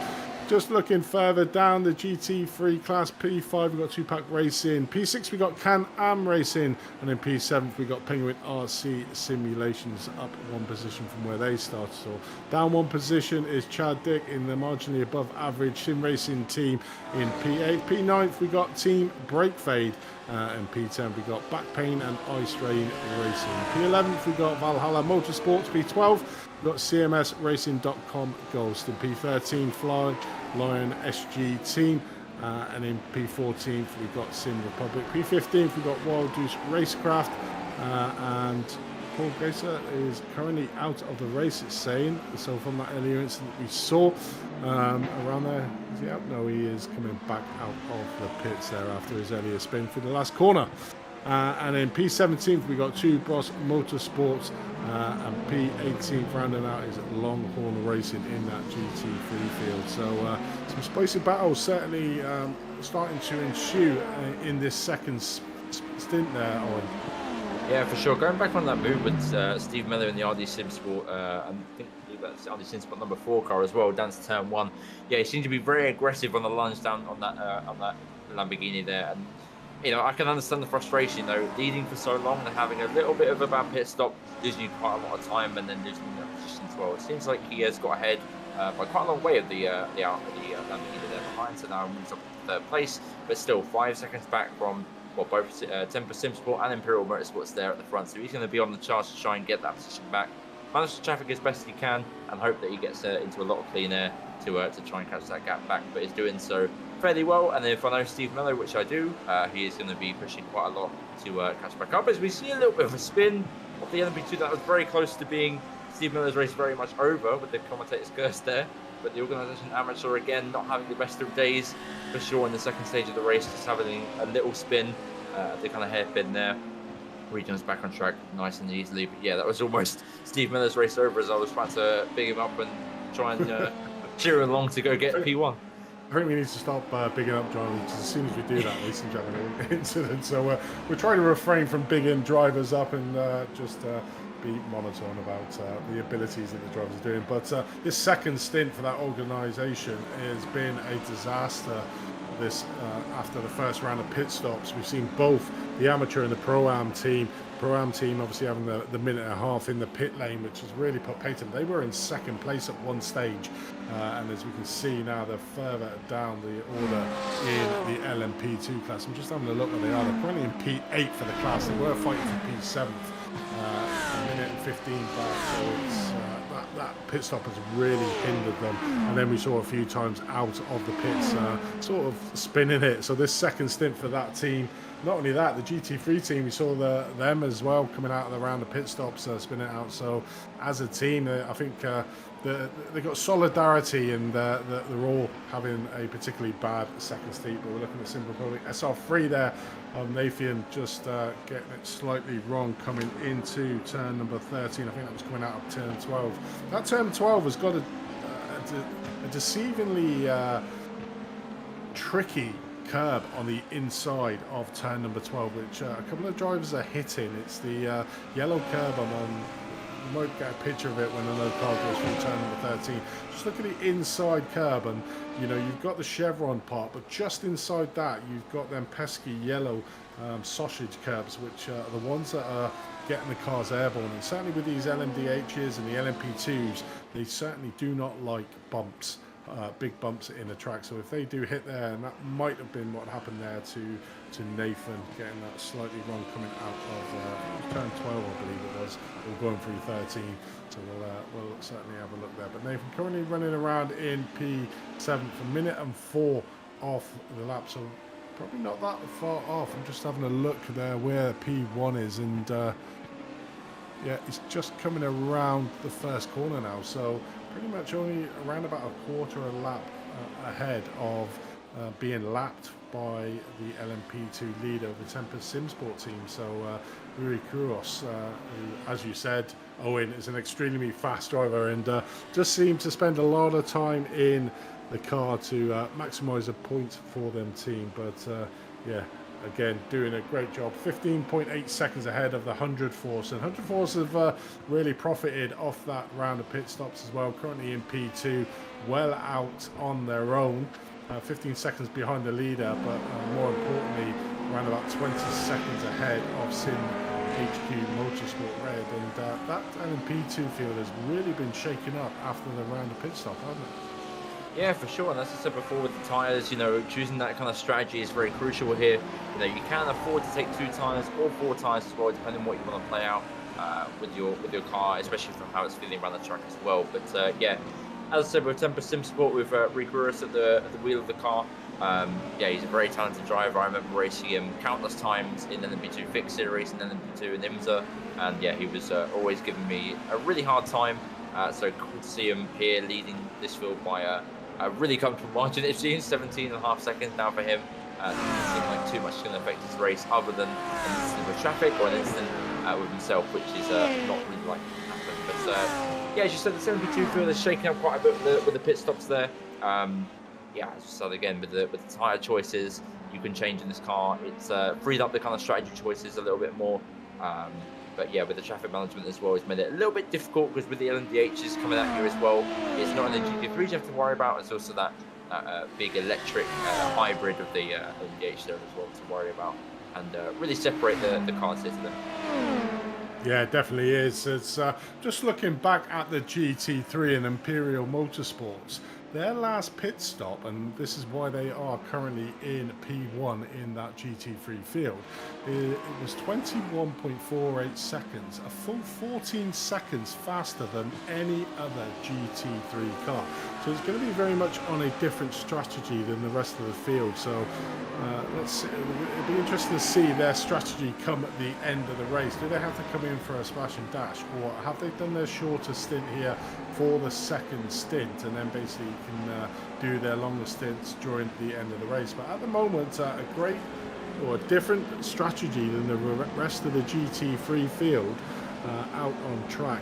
21 seconds in the pit, where everybody else was 35 seconds, so that's why at the moment they are currently sat in the P1, but will definitely be out of sync with the rest of them, with Temper Sim Sport only 0.5 of a second behind. You can see that second Audi just there going through the screen there. That shows how close that battle is for the top of the GT3. So maybe a little bit of a false picture at the moment, but Imperial Motorsports is currently leading out that GT3 field, like I said, taking 14 seconds out of the rest of the field in that last pit stop. So he will certainly be pitting a lot earlier than the rest of the field. You can see there RD Sim Sport 4 and Sim Racing PR are currently under investigation with the drivers. So it's going to be interesting to see, and it's always good, I think, as well, Owen. You know, you come into normal league racing and you have to wait till after the race to get the incident, but certainly having live steward adds a new element to what is an excellent series. Yeah, for sure. Live stewarding is always, you know, the best thing that any race in general can have, for sure, because, you know, in the usual official races in iRacing, you can kind of barge people out of the way and not really, you know, cause too much of an hindrance to yourself. So yeah, it's for sure great to have live stewarding, and especially with you know, if you have an incident like as we saw with RD Sim Sport 4 and the Sim Racing PR Lamborghini machine there, if they come together at turn 1, even if it's a small hit, it can be under investigation, and there can be a reprimand to that as well. So it makes you stand on your toes a little bit more, and really think about what you're doing in the car with the moves, and making sure that you're being as sensible as you can, but also being aggressive with your moves as well. Yeah, it definitely is. And David, I don't know if you want to come into the comms booth for a quick chat. Obviously, David is one of the main organisers for this series, and he can give us a little bit what goes into the makeup, how they're able to do the live stewarding, because it is very labour intensive to put the live stewarding on and doing all the behind the scenes there. So, David, if you are there, pop into the interview waiting area, mate, and we'll pull you in for a chat about the series again. Obviously, riding high off the success of Series 2, seems to be going extremely well here, and it'd be interesting to find out the mix of track and what the thought was behind the track selection. Is it the fact that you've gone for one slipstream fast track and then followed by a tight technical track, or is it that's just the way it is by potluck? But I'm pretty sure with your organisational skills that isn't the case, and you purposely gave these drivers a bit of a challenge through this third series. But again, providing some excellent racing, and having the 3 different cars on track is always going to be almost like a recipe for disaster. But at the moment, the drivers are, on the whole, I think, giving a lot of respect to each other. Very minor incidents involving the faster cars with the slower cars, isn't that right? Yeah, for sure. I mean, yeah, as I said before with the live stewarding, it's been very cool to see these guys, be very respectful with their racing, and very respectful with the traffic management as well.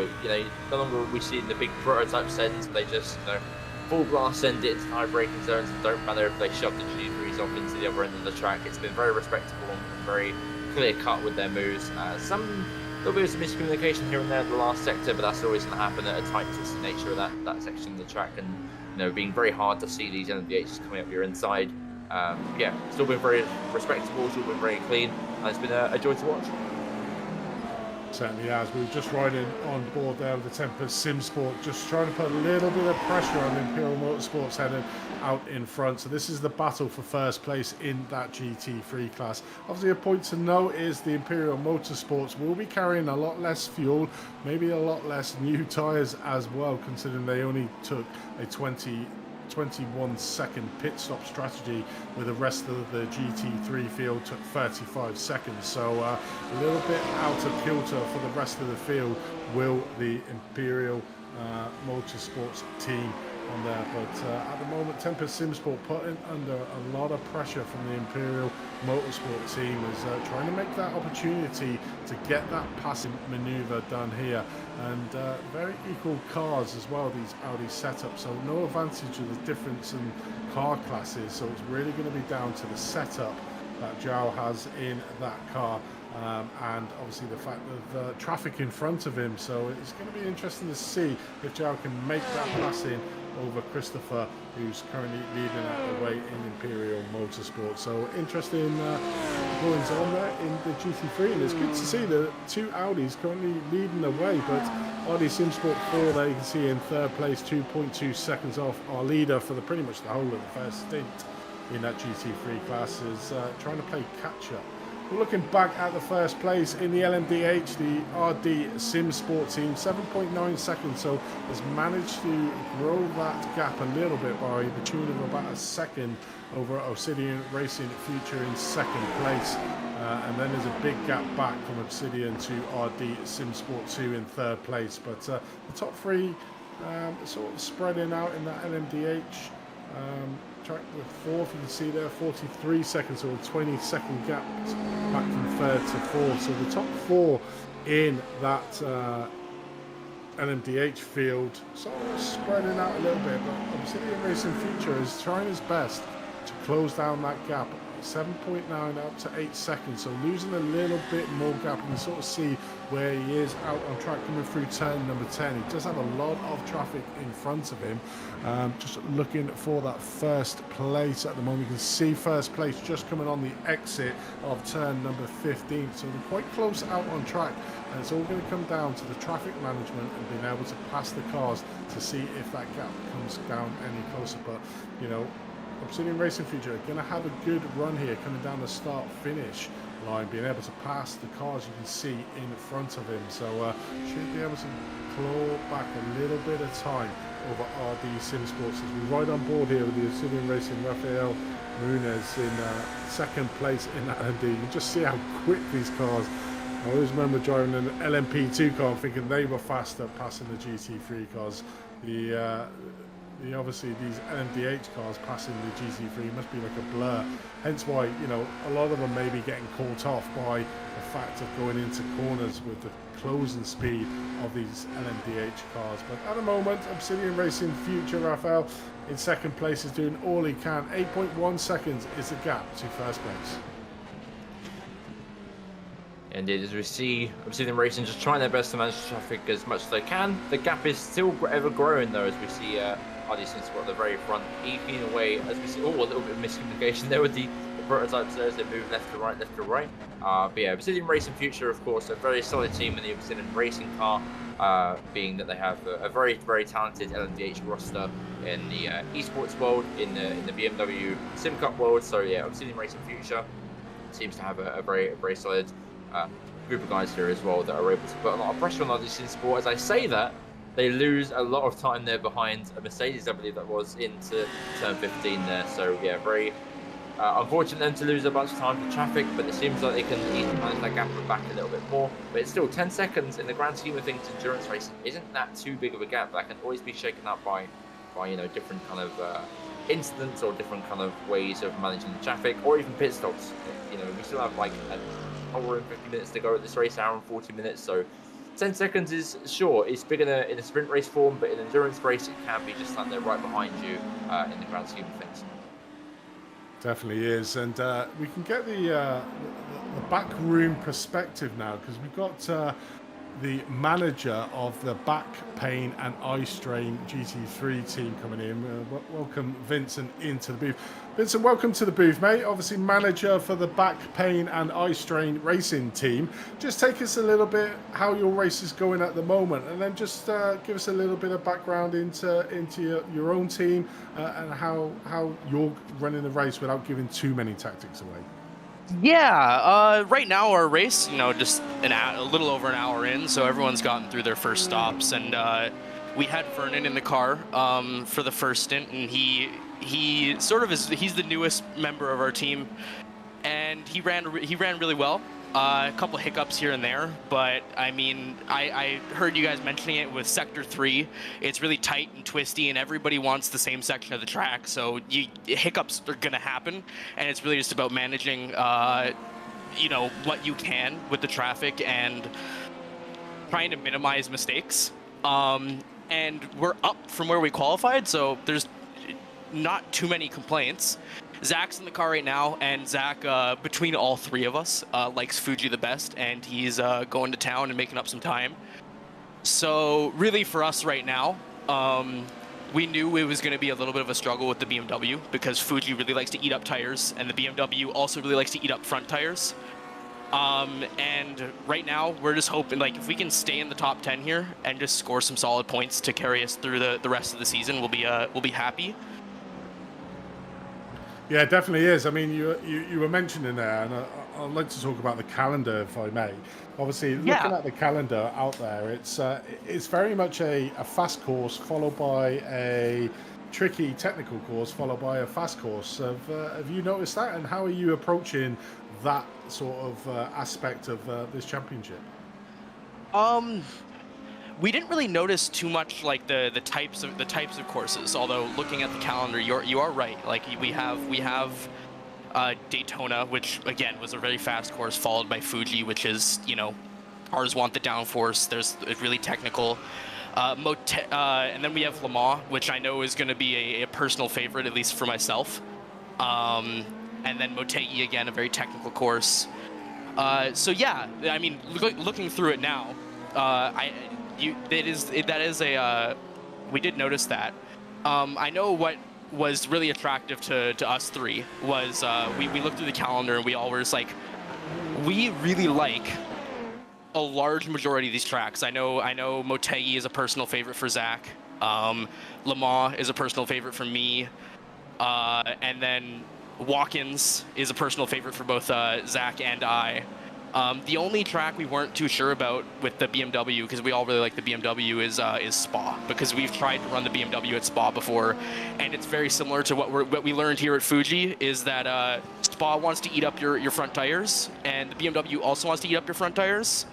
So coming towards the stint where you got a double, it's going to be a lot of tire management just to get through, because it's a little difficult.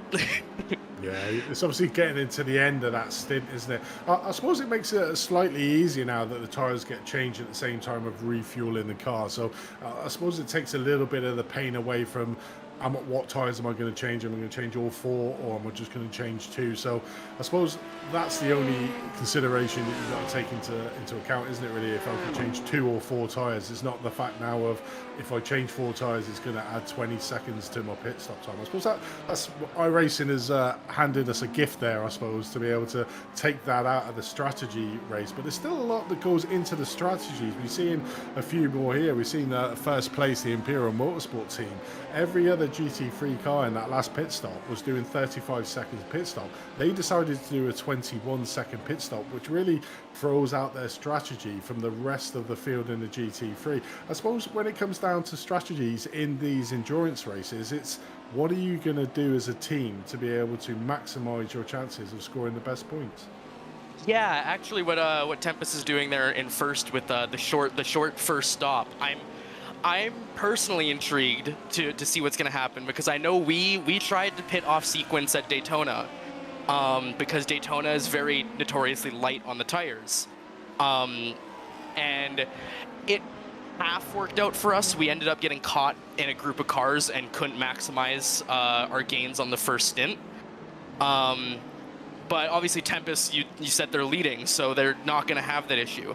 I know we played around with a couple options going into this race, but I also think that a lot of the field is going to be on a very similar strategy, just because you had the freedom to play around with maybe trying to even out stints at Daytona just because it was very light on the tires. You don't have that leeway here with Fuji, because Fuji really eats up the tires, and I personally am expecting a lot of teams just to try and extend out those 3 stints, the 2 pit stops and the starting stint, as far as they can go, just to sort of minimize the amount of time they have to spend on just trash tires at the end of the race. Yeah, definitely. So I'm interested to see how that works out for Tempest, just because from what we were finding, it should be very difficult on that second stint if they are trying to even out those stints there. Yeah, it definitely is. Obviously, if you're in the LMD, easy car choice. LMP2, easy car choice. The GT3 is so diverse with the cars that you've got to choose from. Just tell us how you came to the decision to use the BMW across, say, the Audi or the Lambo or the Porsche. Just let us know what your thought was when you picked the BMW for this series. Yeah, I mean, our team is for back pain and eye strain. There's more than just the 3 of us in the team, but we have been running the BMW very regularly for, I'd say, almost since it came onto the service. It's a lot of us we like the stability of the BMW, and obviously you take your lumps at tracks like Fuji, where having the extra cornering ability is very beneficial, and having a car that doesn't like to chew through front tires is very beneficial. But when it comes we sort of have a short list of cars that anytime we're looking at doing one of the special events or looking at doing a racing series, that we sort of go through, that we know that we all like to drive. And when you have, because as much as it's sort of fast track, technical track, it's a very diverse range of tracks, even within that sort of subset. And when you have a schedule where you're sort of going to be getting a bit of everything, we just wanted to fall back on the car that we all know that we love to drive, and we all know how to make it do what we want when it comes to setup, building, and whatnot. So definitely. I mean, I think that's probably I think the BMW, if I was to choose a car in a diverse season like this, I think the BMW certainly would be my car of choice. I think it's become one of the big all-rounder cars to be able to choose from. The next thing I want to look at is your team name, Back Pain and Eye Strain Racing Team. Great name. Is that because you maybe all of an aging nature, or is there other reason why you chose that name? No, the funny thing is, actually, when it comes to, like, you mentioned age and nature, we're fairly young guys. It's just that it's really just a large group of friends. Like there's it's a very small team. There's probably 8 of us, and we've all been doing this for a while, and we were all just like, all right, well, what if, like, what are something that, because we love endurance racing, and we're just like, all right, after 12 hours, 24 hours, 8 hours, 3 hours here, what hurts? And you know, your eyes, if you've been doing the long haul and spotting when you're not in the car and you've been around for a while, your eyes start getting tired. And we wanted to go with something else other than back, but we didn't think that that we'd be allowed to. So back pain it was, and it rolls off the tongue. And every time we have to say it, anytime we sort of sign up for a league, we always get a couple laughs, and we're having fun. Well, I think that's the main thing in these events, certainly these long events. If you're with a bunch of team that's well gelled, and you can have a little bit of fun as well, it keeps it a little bit more entertaining. But currently in P2, you're not that far behind P7 team break fade, so very much you're trying to clamber him down. Are you next in the car, are you, Vincent? No, I'm not going to be driving for this race. We thankfully we got 3 people, and we all sort of we have it semi planned out. We're just like, well, we know Zach wants to be in the car for Fuji and Motegi. He loves those tracks. I definitely want to be in the car for Le Mans and Watkins, and thankfully Zach despises Le Mans. So having the 3rd driver gives us a little bit extra flexibility, and I know we want to shoot for 2 drivers in each race, just because it makes it a little bit easier on the setup.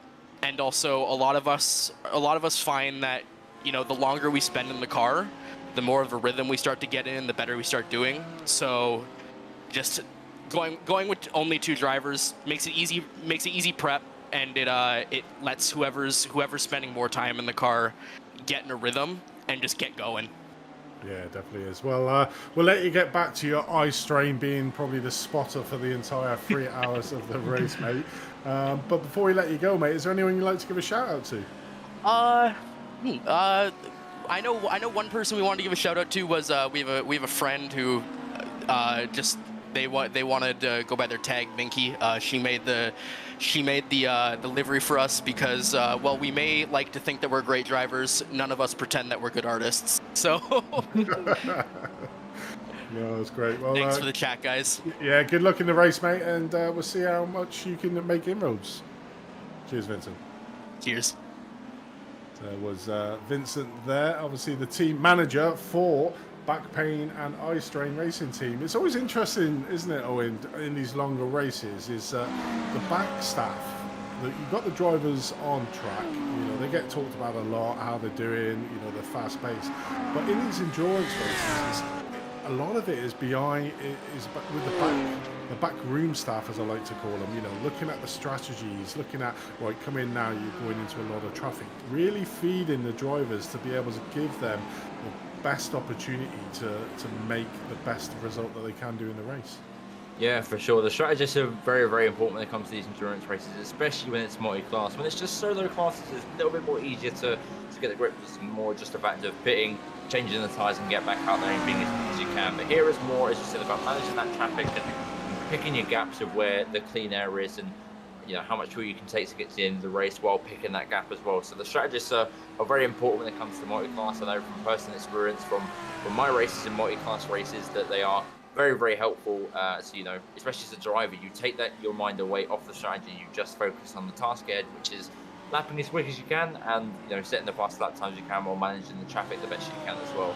So, yeah, shout out to all the strategists out there for the race today, because they are definitely a big part of the race.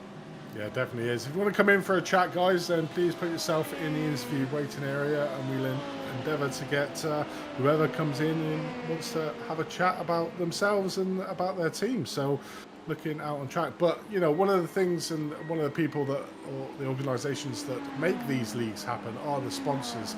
Penguin RC Simulation is the main sponsor of this iRTES 2023 Team Championship.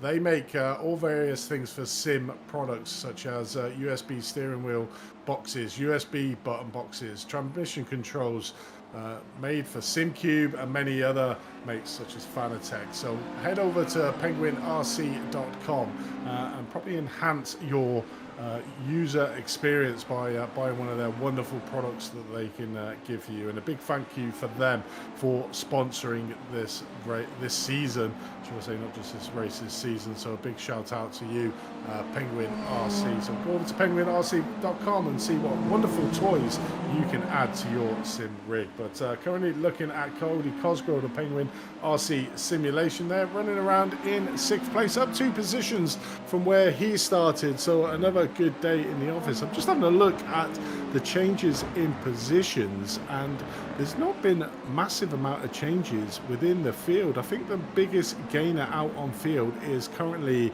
Zachary, the back pain and eye strain team that we were just watching, up 4 places from where they started, and that is in the GT3 class. The biggest position gain in the LMDH class is 4 place, just as I say that, from CMS.com Racing Pro team. They're up 4 places from where they started to into PFAF, so P5, yeah, PFAF, I don't know, into P5, so they're doing a great day.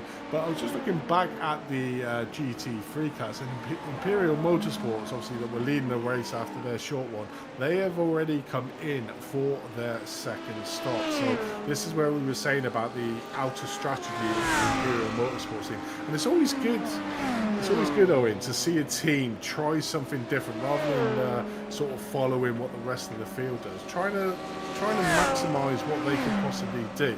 And at the moment, you can see on the track map, he's got a decent amount of space to be able to put in some fast laps now. He's got a couple of LMDH cars behind him, but they will make light work of him, and he'll be able to get back on pace. You can see him here just coming through turn number 3, the Coca-Cola corner, and there's a sizable gap in front of him to the next GT3 car, so he's going to be able to just get the lines he wants to, get the lap times he wants to in the car with Matt Quinn to be able to maximise his space. So it's going to be interesting to see, come after the last stint, what they can do.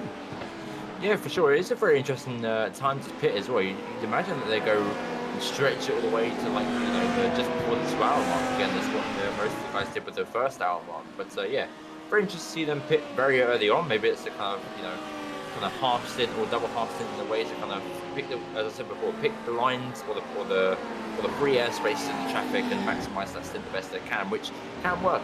I've seen it personally. There's been a lot of examples where people have used it to kind of double half stint as almost like a full stint in a way where they pick their areas in the traffic which is best for them, and it tends to work. So yeah, we'll see when it comes up to the 2-hour mark of when that if that works out for them. But as I saw as well, I saw Obsidian Racing Future into the pit lane, as well as RD Sim Sport 2 as well. So the LMDH is making their second set of pit stops already.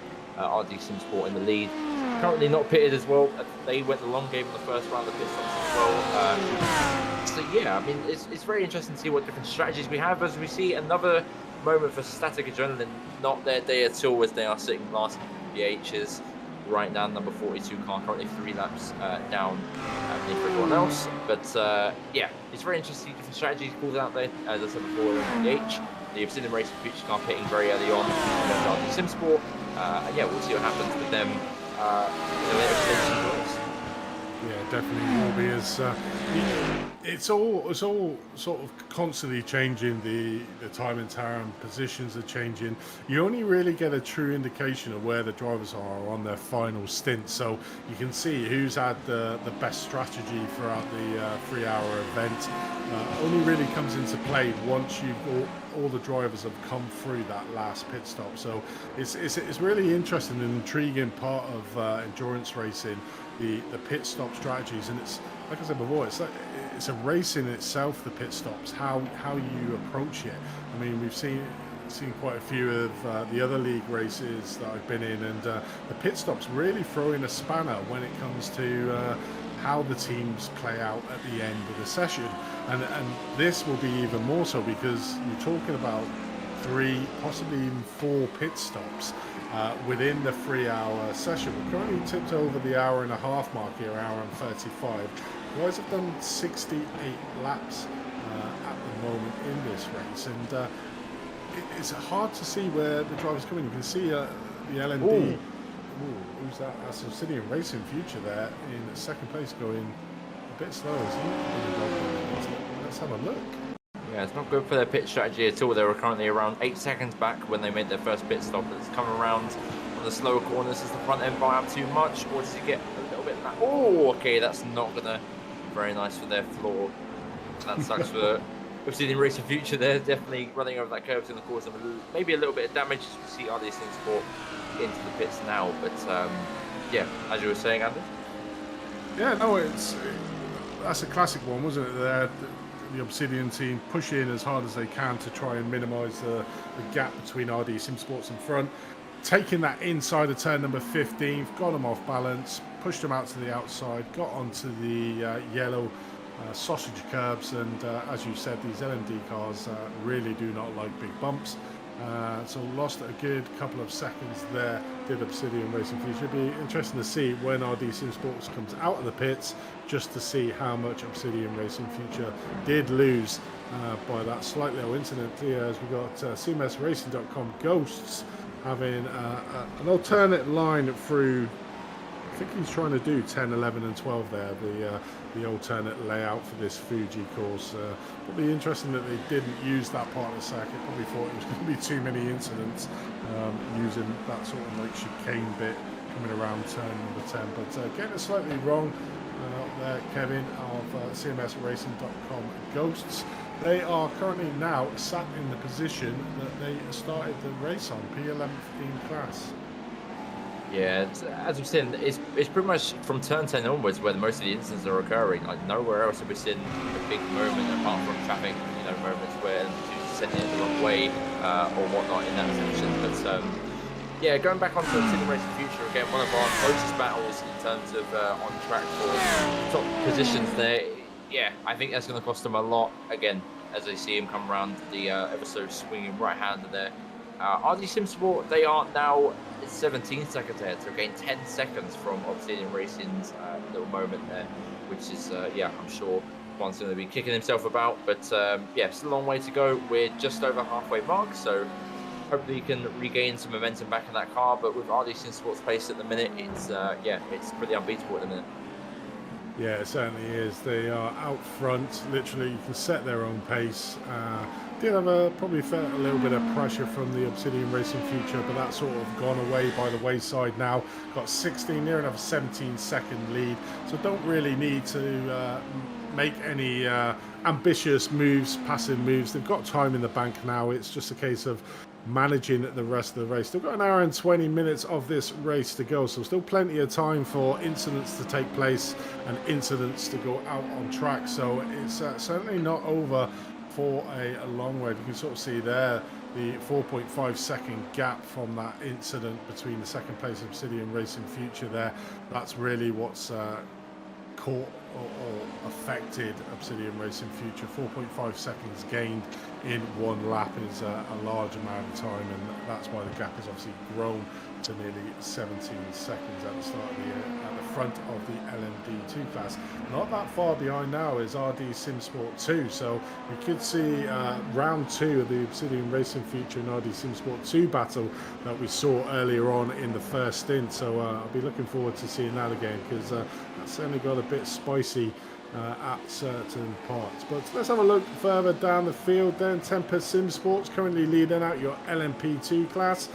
Out in front to the tune of 14 seconds over the 100 Force, who have 9 seconds on hand with RD Sim Sport 3 in that first position. So 100 Force pretty much had the quiet race, was in a little bit of a battle earlier on, but that battle sort of fizzed out by a mistake from the other team, and it's pretty much on his own at the moment, just going around the track. But it's just interesting to watch the nature of the cars now, Owen, is that the cars are a lot more slidey. What's the temperature at the moment, Samini? Is it actually increased, or is it come down? So it's actually come down by the tune of around about 12 degrees of temperature. So we're currently at 4:54 in the evening here in the sim. So the temperature of the track is going down, but the tyre wear and the model wear that iRacing now got on these tyres the cars are a lot more slidey. You can certainly see that effect when they're coming around turn number 15.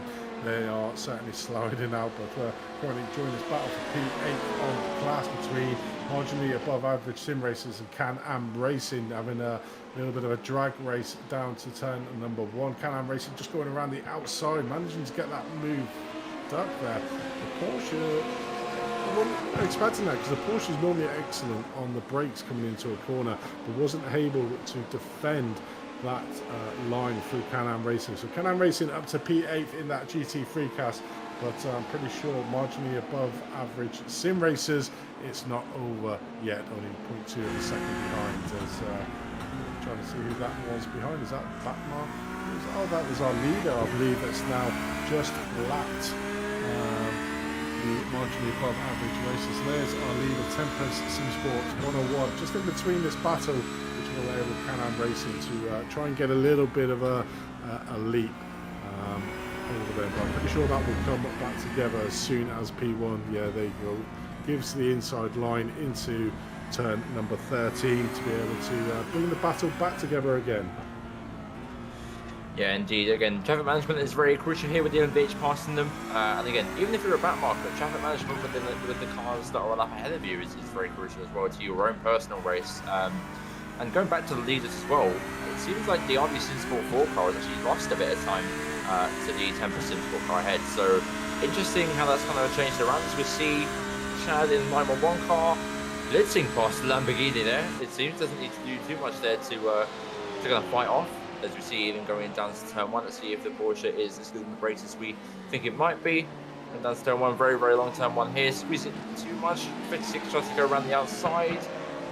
Doesn't do it, and that move seems done dusted for marginally above average sim racers there. But I do notice as well, we have David Anderson in the interview waiting to be brought in. So we'll bring him in shortly and have a few words of him about the series and the behind the scenes nature of this sim racing league. So yeah, it's do you want to have a chat with David, or do you want me to do it, mate? we can share questions. I think that'd be a good idea. Share questions. Let's do that. Let's bring David into the box. Welcome, David, into the comms box. Hope you're enjoying the race at the moment. What's your take on the race so far? Yeah. Hey guys, can you hear me okay? We sure can.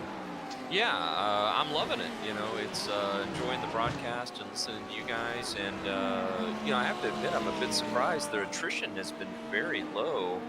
I think we may only have one car, the Longhorn Racing team, that's retired so far. Yeah, it definitely is. I mean, it's certainly been it's been hard for the drivers. I mean, I just want to take you back to what, you know, my impression of the calendar was, and just to see if my impression was there, as we see the Simmers.com Pro Racing again, like I was saying, getting it a little bit slidey coming out of turn number 15 there. Very technical part of track. But I want to go back to the calendar. Obviously, was it a conscious decision to have almost like a slipstream fest track followed by a technical track followed by a slipstream, or is that just coincidence? I think it's more coincidence, but what we did do is we wanted to mix in a theme, and so we picked a couple of tracks in the Asian, you know, APAC range, which ended up being this race here at Fuji and then Motegi. And then the way James Andrew on our team does all the scheduling and the way that it sort of ended up working out is kind of to your point. We've got kind of some free-flowing tracks and then some more technical tracks, which I think is going to really make it exciting. Yeah, 100%. I mean, it just focuses the driver's mind, so you've not got all the slipstream track first and then followed by the technicals. It's mixing it up. And when I looked at it and I first saw the schedule of what you guys had put out, I thought that's an interesting schedule with the fact that you've got the slipstream. So like the next round, for instance, we go to Le Mans, which is very much the bread and butter for these LMDH and the LMP2 cars. So, you know, expect some big slipstream effects and passing opportunities there. And then I saw like the Fuji and then the Motegi and sort of including Watkins Glen in a way, with very technical tracks that, you know, adds a little bit of spice to the calendar, because it's not just a slipstream series, it's slipstreams, but also technical tracks like Fuji here, and understanding and putting a little bit more pressure onto the cars for traffic management. Yeah, absolutely. And we this is our third season now with the series, and we try to make sure that we have some mainstays on the calendar, which tend to be Daytona, Le Mans, Spa. But like last year, we did Phillip Island. This year, we've added these two, APAC, uh, venues with Fuji and Motegi, and to just kind of keep guys on their toes, have them, get an opportunity to experience some new things. And also, like with Fuji, it was a newer track on the system, and we wanted to give people the ability to enjoy it. Well, I suppose that is the way, isn't it? It's all about the enjoyment. We had just had one of the team captains in from the back pain and eye strain racing, and one of the things that really keeps people engaged in these type of series is the enjoyment factor. And I think the setup you had here, I was with you all of season 2, which was an excellent season, and I see you're staying with the times, adding a new car class into this series, which seems to be a very popular car on iRacing. So always trying to expand and make the series as relevant based on what is the in thing at the moment in iRacing, and it keeps it relevant. But talk to us a little bit about the series itself, how it got off the ground, where you're looking at taking it, and what are the big things about your series that you want to get to our viewers? Yeah, so we've been super happy with the series, and especially with our partnership with Apex now in season 2 and into season 3 here. We'll be with you guys for all 6 rounds.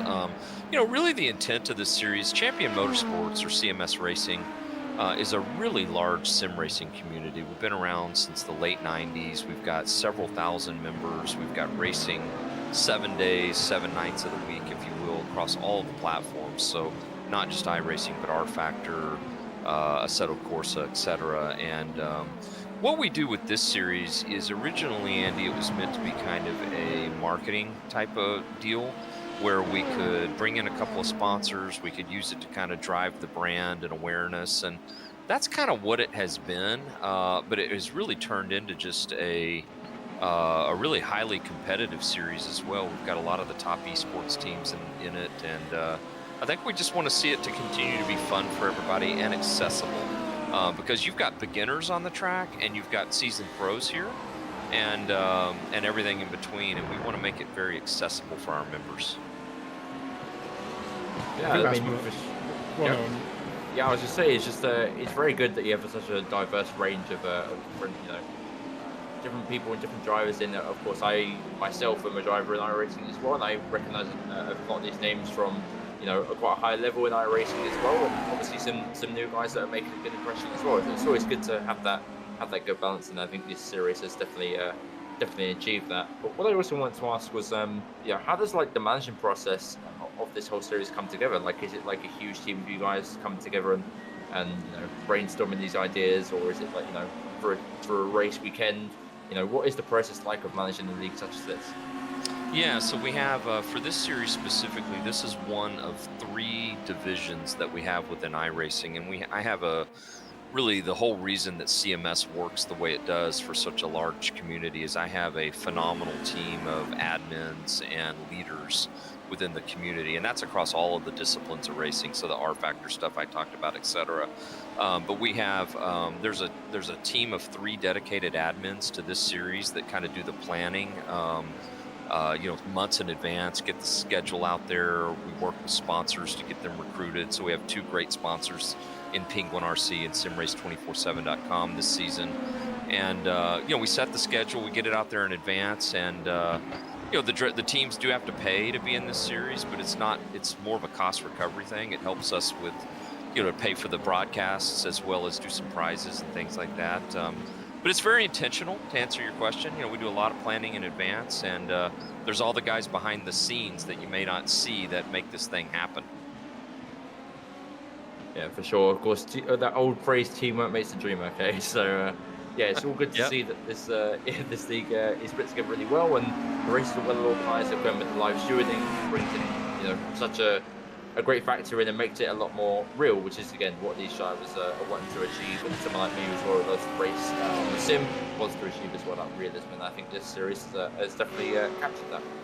Yeah, and it's sort of loosely based after the World Endurance Championship, and I think what makes us unique, if there's one thing I'd leave with you guys, is that accessibility part of it. We don't, at CMS, we've always had kind of a nomenclature that everybody is welcome, all skill levels. All we expect for you to be is an adult and mature and pro, a pro as a person, right? And the one thing we ask of you when you're on the track is hold your line, and there's always going to be somebody out there to race with at your skill level. So I think what kind of makes this series so fun for me is I get to see guys at the very top end of the pointy level, and also the guys who are learning, and they're all out here together, and nobody is prevented from having a good time, right?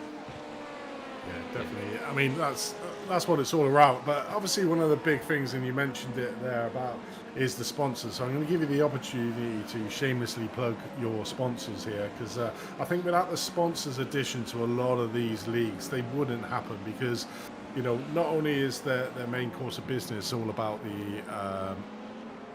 the sim racing, so selling the gear, but it's also about giving back to the sim racing community as well. So just tell us a little bit about your two main sponsors, mate. Yeah, thank you for that, Andy. I'll start with simrace247.com. Great website. It's a blog news portal for all things sim racing. Darren and his team over there have been longtime partners with us here at CMS. They are the primary sponsor for our Wednesday night North American GT3 Sprint Series. And we do kind of a co-branding deal. All of our race recaps are on their website. They're sort of exclusively published there, and we help drive traffic, obviously, with our large community, and just a great website. I'd encourage everybody to bookmark it, take a look at what they have to offer. It's kind of a fun place to stay up to date on all things sim racing. So that's the first one. The second is our title sponsor, and I'm pleased that they're back for the third season in a row. That's Penguin RC Simulation. So Brian Sohn and his team really make all this happen from they help us with prize pools, which are tremendous for our drivers. They get some brand awareness out of it as well. And they actually have a couple of teams in the series as well from a marketing perspective for them. So, and with Penguin, if you're not sure what they do, they make a lot of great sim racing gear. So button boxes, wheel additions. So give them a look. Some really high quality stuff from Brian and the team there. Yeah, it definitely is. And without them, it's true that a lot of these events wouldn't take off, because a lot of the drivers enjoy getting on track and doing it. They're all in it for the prizes, really, and the money. So big thanks Right. to our sponsors to be able to offer the prizes for all these top pro drivers to itch out to make their rigs even more bigger than what they probably already are. So go over to penguinrc.com to have a look at the game, and simracing247.com as well for them guys as well, and big thank you to them. But Dave, you sitting back there enjoying the racing, and what's your predictions? I'm gonna get you to call out here. We've got just tipping over to the 2-hour mark. What's your predictions for each of the classes, mate? Yeah, I was looking at practice. We had the free practice 1 and free practice 2 leading up to today, and the RD Sim Sport guys were really, really quick across all 3 categories. So, they're kind of who I have my eye on. In LMDH for sure. They've kind of been out there from the beginning. I think they're going to be hard to chase down. We're also missing Satellite Racing, who is our 2-time defending series champions. They are not here this week. Unfortunately, couldn't get the team together to be here. So I think that's going to open up things in the championship battle in the DH category. Tempest Sim Sport has really shown to be kind of the class of the field in LMP2, which is interesting that there's so much separation there, because the rest of that class is there's a lot of tight battles. And then it's hard to say what's going to happen in GT3. I think it could be anybody's race there, but I'm going to go with one of the RD Sim Sport teams as well this week at Fuji. So RD Sim Sports 1, 2, and 3 near enough then, eh? Yeah, they definitely, Rob and his team, Rob runs a large, running a bunch of different series, and they've got a large team. He's the team manager for RD Sim Sport, and just can't thank them enough for, I think they've got 4, maybe 5 teams in our series. I'm just excited to have them. Yeah, it definitely is. guys. Owen, have you got any final questions you want to ask David before he goes? No, that's it from me. Just again, thanks for putting this all together and giving us a good show. Yeah, hey, thanks guys. Thanks for having me, and I'll enjoy the rest of the race, and excited to have you through the rest of the season. Yeah, it definitely is, David. And let's give a shout out to anyone before we let you go. Yeah, I just want to thank you guys. I think thank you for doing this for us. The presentation comes across great, and it makes it just kind of adds a whole nother layer of immersion. And appreciate you, being real pros for us and putting your best into each event, and it really matters to us. So thank you. Thanks, and we do try, and I'll give you the money for picking us up after the race. Cheers, Enjoy David. the rest of it, guys. Take care. Bye bye. So there was David there, obviously the owner and the main proprietor for this whole series in front of us. A great chap, and go and have a look at their website as well, CMS. Like you said, it's not just iRacing; it's pretty much every sim racing platform that they do, and it's all about. Owen, it's about getting the young blood in through the doors, because as soon as you get them into the league racing, you get what is called the unpredictability, I say, of the official series that iRacing have. But it's a completely different ball game, as we're watching 100 Force there, who was in second place in that LMP2 class, just having a little bit of a spin, and has he got a slight bit of damage? It looks like he's not damaged the car too much, but it's all about getting them young blood in, isn't it, Owen? It's getting them through the doors, getting them used to the league racing, to show the difference that league racing is compared to the official iRacing, and that's how you grow any sort of league. You've got your top pro drivers, yeah, it's fair enough, but the meat and gravy of any sort of league or season is the mid-pack to lower pack racers that know they haven't got an opportunity to make the wins, as we that's our first place in the GT3, having a bit of an issue, and that wasn't commentator curse, that was but let's have a look at what happened here. Wow, there's this is turn number 15, going around the final bend. Oh yeah, just hanging out too much on the left-hand side. A little bit too much trail, similar to what we saw earlier on with the NBA. Too much trail on the brakes, and the front end goes around, and followed by the rear end slipping around as well. So yeah, that's dropped them way back down the order, well, down the timing order at least, down to 4 seconds rather than 11. So, but yeah, with the gap that Paolo built on the RDC Sport 4 car, I'm sure he can build that up again with no issues. But yeah, to talk about what you were saying as well, yeah, for sure. I mean, I know from my own personal experience from being in Apex Racing Prototype League in NMP2, I think for 2 seasons in a row, I think I was in there. That was my first real taste of actual, proper racing and getting used to that kind of environment of more professional and that environment rather than just official races where you're just thrown in. And yeah, it definitely helps. It definitely helped me get used to that kind of environment, to where now I race in the likes of BMW Sim Cup or special events. It really did kind of nurture that kind of that skill to be able to handle them type of events, and be able to show what I could do. So, and similar with these young drivers and newer drivers in these kind of leagues, it's really preparing them for what could be if they tend to go on further into different leagues, into different events. It can for sure help, and I'm sure we can see a few of these guys at the top level of eSports, especially the leaders of these classes in no time. Definitely is. We've got watching a battle on track here between Imperial Motorsports and Tupac Racing. Great move up the inside. I'm not sure what Lamborghini is flashing in there, because I thought that was an exceptional move coming into the last corner. Just got the car on the inside planted and managed to get that position. Obviously, Imperial Motorsports having a bit of a different tactic than the rest of the GT field. Just a 23-second first stint pit stop. Has already pitted for their second stint. They've managed to get themselves back up into third place, were the leaders after the second round of pit stops. All the GT3 cars now have pitted for their second stints, and looks like Imperial Motorsports has done a great deed for themselves. Up one position from where they started, out of sequence in the pit stop, so they will be coming in probably within the next, I would say, 20 minutes that these guys will be coming in. But that should be their final stint, so it may work out for them yet, whereas every other driver will have to do a stint, just sort of almost like a splash and dash at the end of the race. So it'll be important to see where Imperial Motorsports, whether that earlier pit stop from them really pays off. But at the moment they're in a bit of a battle between Tupac Racing, as we can see on screen. A little bit of a gap in front, around about 6 seconds to RD Simsport 4 on the front end of that GT3 field, and then around about 5 seconds back to Sim Racing PR in 5th place. So these two having a little bit of a battle on their own. So it should be interesting to see. Obviously the Imperial Motorsports will have more worn tyres on that Audi compared to the Lambo, but may be able to at the moment be able to utilise that well worn in rubber on that Audi to try and get away from the Lamborghini driver behind. But these two are locked in a battle for that last podium place in the GT3 class.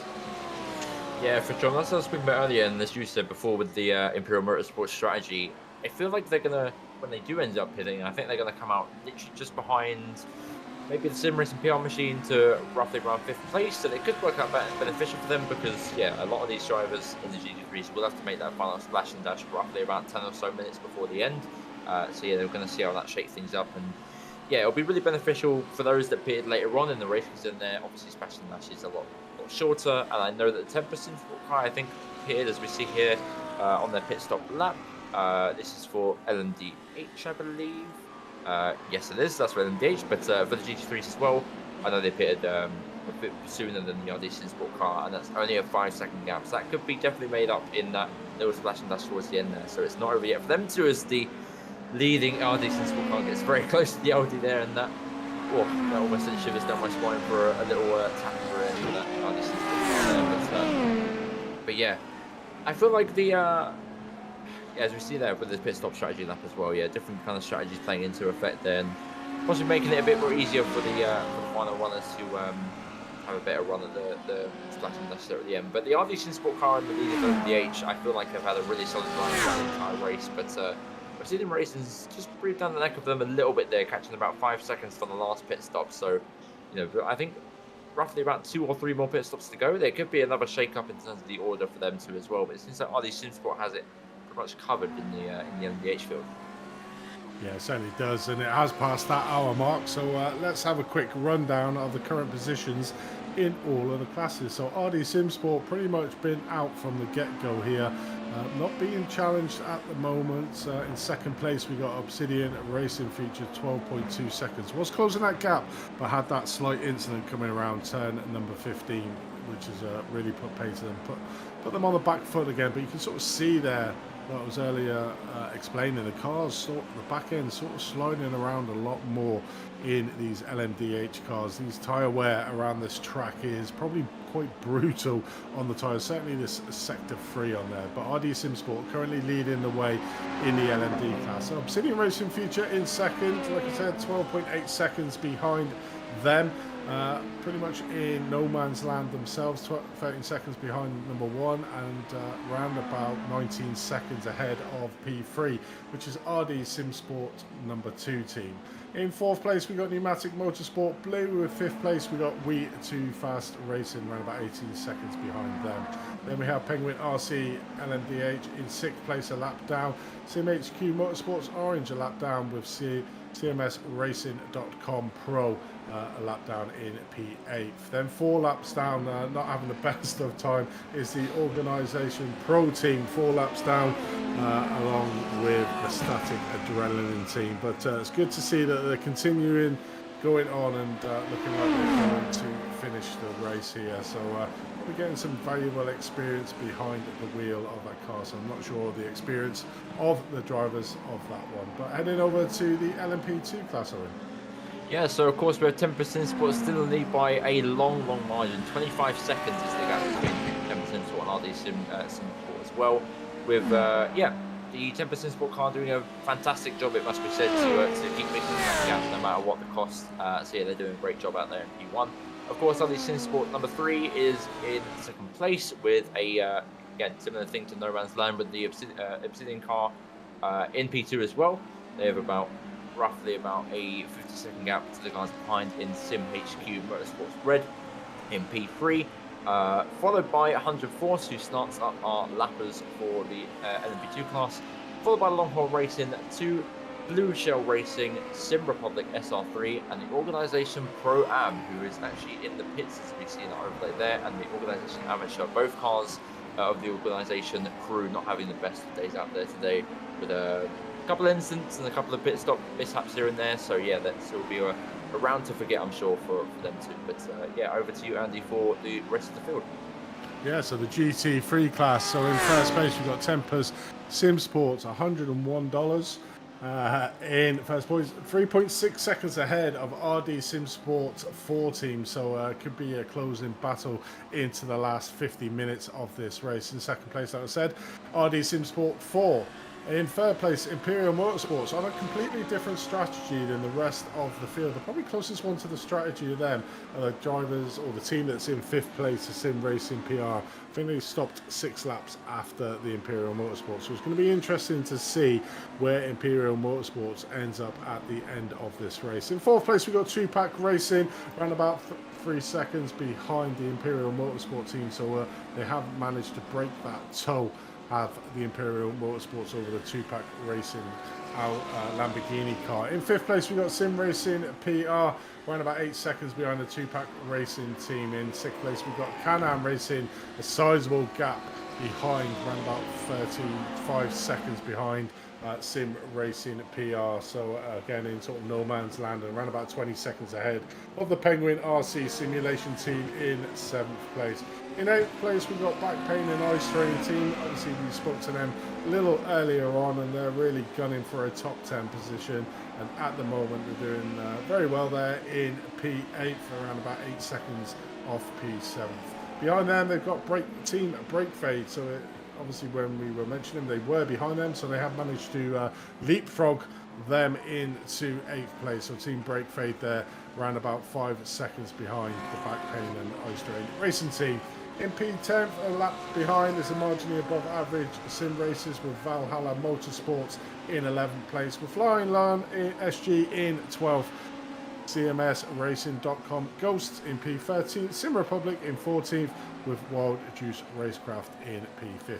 3 laps down then, you have the organisation, and in 17th, we got 2 Brother Motorsports 5 laps down, and probably the only retiree from this grid is Long Haul Racing out after 37. So yeah, around about 50 laps into the race, they decided to call it a day. But so having a grid of 37 cars to just have 1 car out after 2 hours of racing is some feat in itself, isn't it?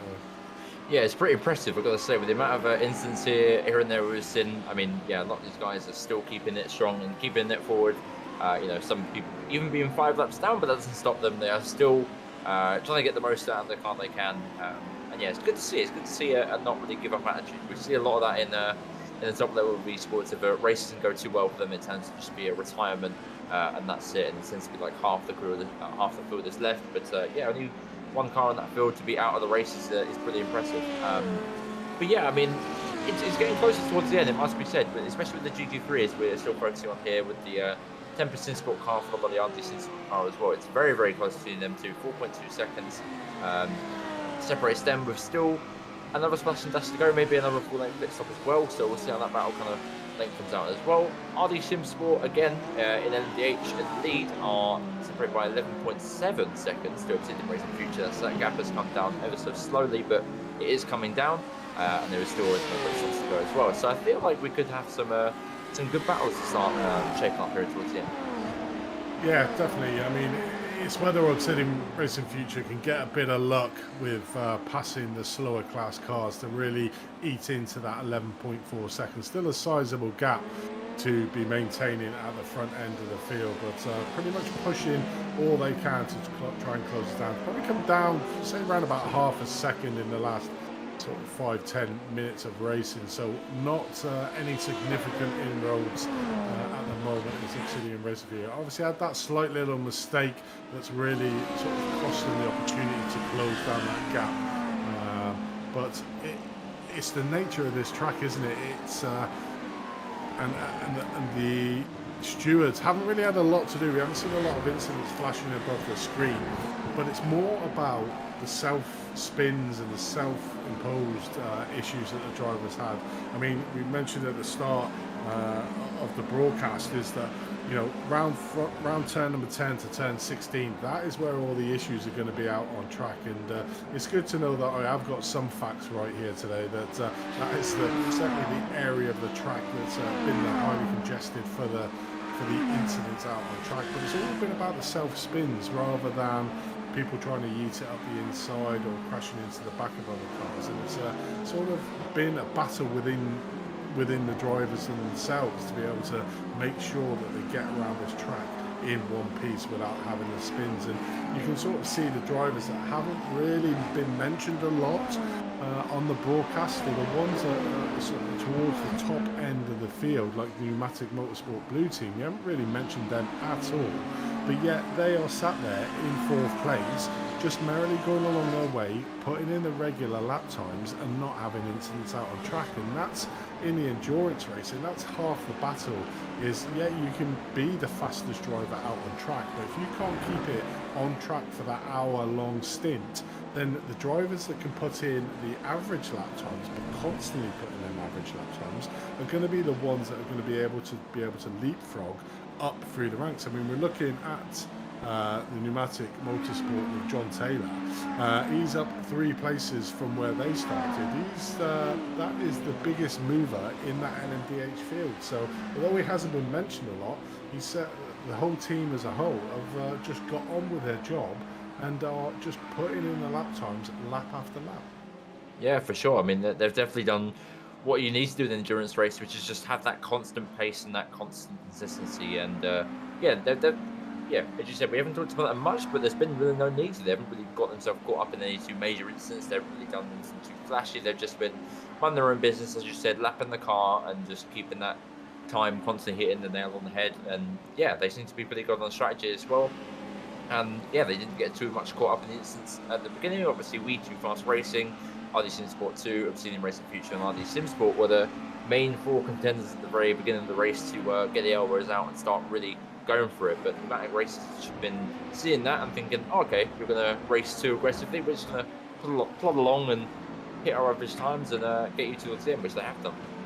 Yeah, it's all about not overextending yourself, isn't it? You don't want to be overextending yourself during these endurance races, because that's when mistakes happen, and you can go from, like we've seen with many of the drivers, is go from the top end of the grid, have an incident, and then you're back down the back end. But we're joined back in here with a GT3 as if by magic, and iRTES Sports have managed to capture and overtake Tempest SimSport. So after that earlier pit rounds, you know, mishap or whatever it was to be able to get them to lose a stint, they've literally put their head down and chipped away, and have managed to now get out in front of Tempest SimSport. So that was around about 4 seconds, not that long ago. So you got Josh Wiggins in the car at the moment, who's really putting in his time. I'm just having a look at the lap time. So the last lap time from iRTES SimSport 4 was 1:36.4.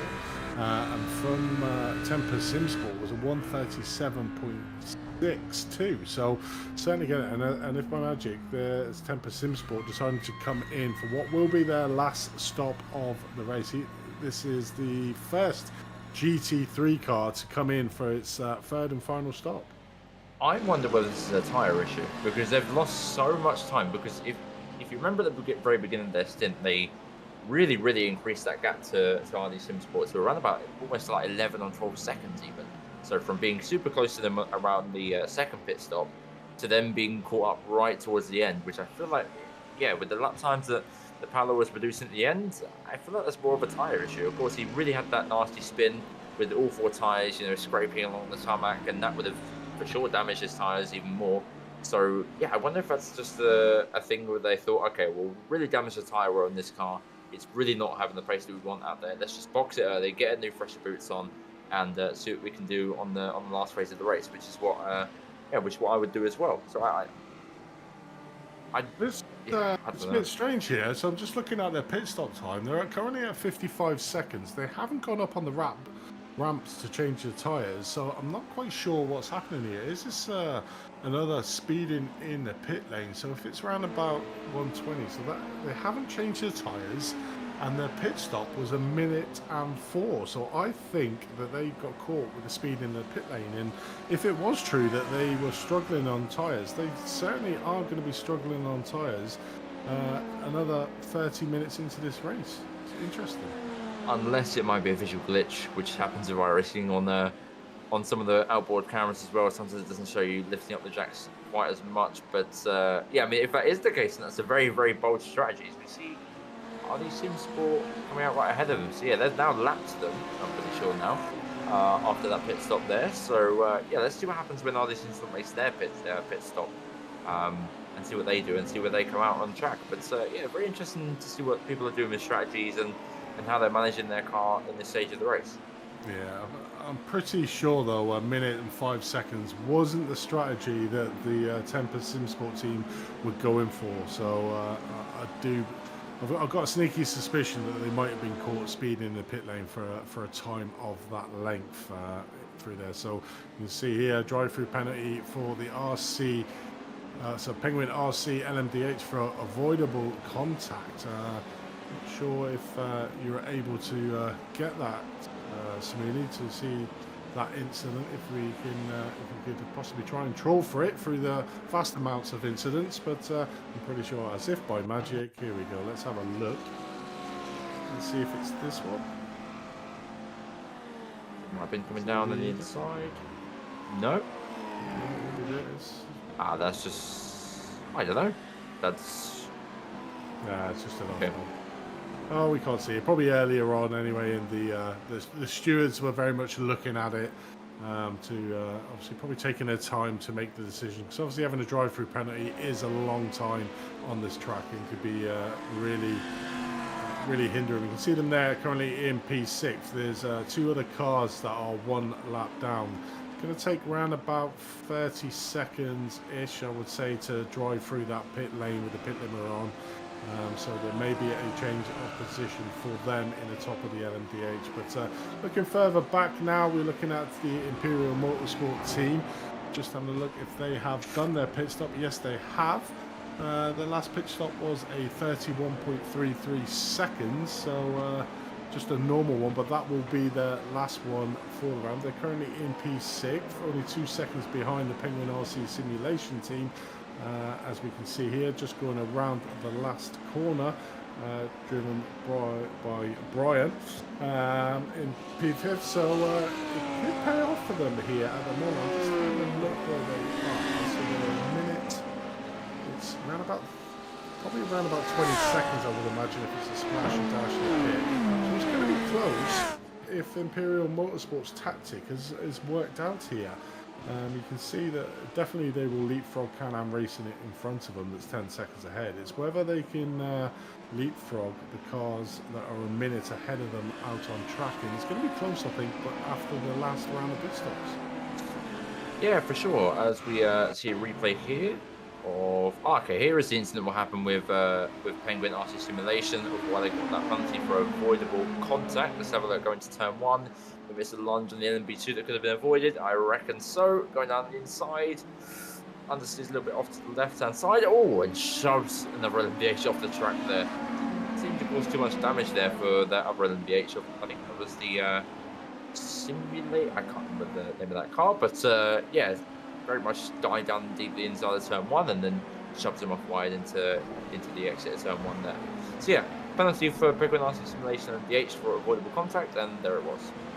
Thank you very much, Ryan Thompson. I'll give you a shout out for time stamping that for us, for Samuli, our producer, to find that incident. So big thank you to you. Just looking at the YouTube chat, you got Mum and Chew Chaps. Love the lead, keep it up. Not a lot of chat in the YouTube, guys. Let's get the chat going. Who do you think's going to win? Have you got any message you'd like to give us give us the shout out, then just put them in there. We will endeavour to get all your messages out. Let's have a real big presence in that YouTube chat for the last 40 minutes of this race. So it's all coming down now to these last pit stops. So this should be the last one from the Obsidian Racing Future. Well, I mean, what did you say the limit is on this? Around about 40 minutes, is that right, Owen? Yeah, it seems like the fuel lasts around roughly about 45 minutes or so. Obviously that's racetrack dependent, but on average it's around about 45 minutes, maybe 35 minutes. So yeah, this seems to be the time where they can come in, and yeah, they probably will have to make a splash. Actually, they probably won't actually. Yeah, looking at the time, they won't have to make a splash at the very end, as we see the lead iRTES car coming into the box now. So yeah, this is the time where they will start to make their pit stops and their final pit stops, ready for the final sprint, as it were, to the end. Pretty much an IMSA race. This would be to the end now. Yeah, it definitely is. IMSA race with rolling roadblocks called LMP2s and GT3s in a way. So you know, it's gonna be an interesting stint now, and it'd be interesting to see the final positions going into the checkered flag from the LMDH class, to be able to see the final positions, because it's all very quite hard sometimes to judge where the final positions are until after the last round of pit stops, to see if anybody's closer than what they were before all the gaps have increased. But at the moment, the RD SimSport have come into the pits. So is that all of the... No, so you've still got Penguin RC Simulation, LMDH still owing us a pit, so they are still out there, as well as SimHQ Motorsport Orange, driven by Darren Mulberry. So a couple of drivers, but the majority of that LMDH field have come in for the third and possibly their final pit stops as the leader comes back out on track. Nice, relatively easy stop for him, 31.23 seconds. So I think that is the quickest. Yes, that is the quickest pit stop in the third round of pits for the LMDH class. So that should be them for the field, and we still have a few. No, that's all the LMP2s as well, apart from the organisation amateur team. Yes, they just had their pit, so that's all the LMP2s as well. I'm pretty sure the LMP2s, it's normally around about half an hour for them, isn't it? So they may have to come in for a splash and dash at the end.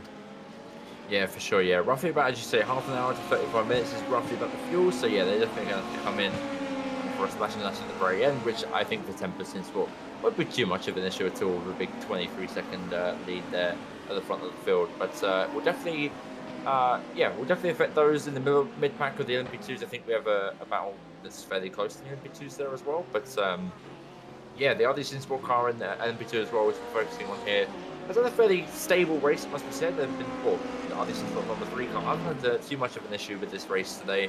They've been kind of, you know, as we said with the pneumatic Motorsports blue car and LMDH, just hitting the lap times, hitting the average pace, and just being quite sensible, really. Yeah, it definitely is. Just looking further down, probably the closest class at the moment is that GT3, the RD SimSport 4 team. Currently pulled out a lead, a really quick lead of 6.2 seconds. So Josh in the wheel of that BMW for RD SimSport 4 team is really putting the hammer down in that GT3 class, and that gap is, as I said, is only going up. So it's looking like the writing on the wall at the moment, but it's still time, still around about 38 minutes left of this race to go. 6.2 seconds, Two-Pack Racing in second place. Sim Racing PR there in third place, around about 3 seconds off the back of Two-Pack Racing. So they're probably the closest racing out on track at the moment, as we tend to always normally see with these GT3 cars. You get these pods of races going in as we watch the Sim Racing PR team get a bit slidey around turn number 1, and it's all going to be about what are they going to do in the final strategy. Are they just going to go to the end on what will be well-worn tyres, or are they going to change 2 of the tyres to give them a little bit more pace and possibly take that little bit of a penalty for the time to change them too? Because it will only be a splash and dash for these GT3 cars if they have to come in again. Or the other side of it, and this is the other side of the strategy, is fuel saving. So, you know, if Obsidian Racing Future can just sort of maybe eke out the fuel, or maybe the LMP2 class like the RD Sim Sport 3 team, if they can save that fuel and manage to get to the end and save that pit stop, then there may be the opportunity to make the leapfrogs on there. So although Tempest Sim Sport at the top of that LMP2 class is 23.7 seconds, if they have to pit again, and I've seen it before in season 2 of these races, that somehow the car behind us managed to save the fuel and not have to do the pit stop and take the race win. So there's always these last pit stop angst for the teams to say, are the other teams around going to have to pit, or is there an opportunity for them to basically overtake us by not having to do the pit stop? So it's the backroom staff again calculating the numbers, doing the number crunching to see if the fact that everybody will have to pit again, or if there's an opportunity to get that fuel saving mode in to limit that last pit stop to try and bump yourself up a few places. So as we get into the last 34 minutes of this race, it's still all to play for, really, Owen. Yeah, for sure. And I was just looking at the as you said, talking about strategies. Well, the pit strategy with the GT3s currently, of course, Tempest Sim Sport again pitted fairly early on with the pitting on lap 82, and the GT3s being on lap 89 currently. And yeah, the RD Sim Sport 4 car pitted on lap, I believe that is 68. So yeah, they're going to have to pit in, but they are going to have to pit for obviously less fuel. So I believe they're kind of safe to the Tempest Sim Sport car. It doesn't cause too much of a threat for them. But yeah, it seems like a fairly straightforward kind of end to the race with the GT3s here. Most of them are kind of on a different strategy, but it doesn't seem like it's going to affect most of the leaders here and there for most amount of time. But what is interesting though is seeing the RD Sim Sport number 4 car being caught up fairly rapidly by the 2 iRacing team car. I've noticed that gap has been coming down ever so gradually, but definitely it's been coming down. It's been getting closer and closer and closer, and yeah, they seem to be quite a threat towards the end. Yeah, it definitely is. Or it could be that RD Sim Sport is just trying to save a little bit of fuel, managing that gap when it comes down, because we've seen some extremely fast lap times from Josh Wiggins, who's currently driving that RD Sim Sport team. His last lap was a 36.21. The 2-pack racing team 135.66. So he's certainly has put the hammer down in that 2-pack racing team to try and close that, and that's, like you said, the gap is coming down now. It's just over 5 seconds to the RD Sim Sport who are currently watching on the broadcast. So it's going to be interesting, and what adds to that, the spice of it, is obviously when we were speaking to the back pain and eye strain racing, is that how much this BMW chews up them front tyres. So that could be coming into play now, because we did see Josh pushing extremely hard in the mid portion of this sector. Yeah, for sure. Again, the BMW being like very front engine and very front heavy, it's going to really chew up them front tyres, especially towards that final sector where you're leaning on the walls of the tyres to keep that car in balance. So yeah, it's definitely going to be a thing for them to remember, especially towards the end of their stints here. And yeah, of course, we saw right behind the leading RD Sim Sport number 4 car, the Tempest Sim Sport car was right up the rear end of them, even though they were a lap down. So yeah, putting a bit of pressure on them, even though they're different strategies and a bit off sync, they're still putting their nose in there, thinking, you haven't got rid of us just yet. Don't start easing up a little bit. So interesting to see all the little mind games that people are playing out there, which is can be very effective. Yeah, it definitely is. Just about to tip over for 30 minutes left in this 3-hour event here at the Fuji Motor Speedway. It's been a war of attrition, not mainly for drivers having incidents with each other.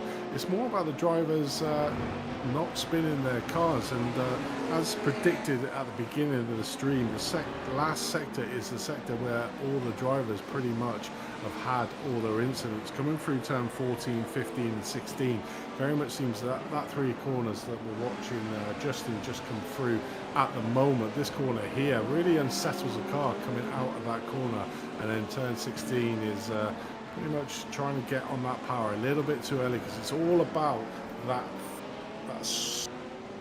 exit onto this start-finish straight to gain an extra couple of attempts. So that's certainly been the area of the track that's been the most problematic for the drivers in this whole race at the moment. There's been some great racing out on track, and currently watching the 100 Force team, who are up into P2 at one stage, currently down into P4, down one position from where they started at the beginning of this race. The biggest mover in that LMD category is the first place, the RD SimSport 3 team. They are up 5 places from where they started, so a great drive for them, being in P2. Just behind that Tempest SimSport at the moment. Probably a bit of a tall order to try and catch the Tempest SimSport, because they've certainly been the team of the day in that LMP2 class at the moment. But Andre there driving in the Tempest SimSport team is certainly not living on his laurels, and I've seen him a few times getting that back end a bit twitchy in that LMP2 car. He's certainly not easing off that throttle to take an easy stroll into the checkered flag. He's still pushing it out there on track. Yeah, for sure. I mean, he's still giving it everything, giving it his best, and he probably isn't really a fan of this track. You know, we saw Recruiters at the very beginning, you know, really pushing the likes out of the car and really building a massive gap to the RD SimSport 3 car there.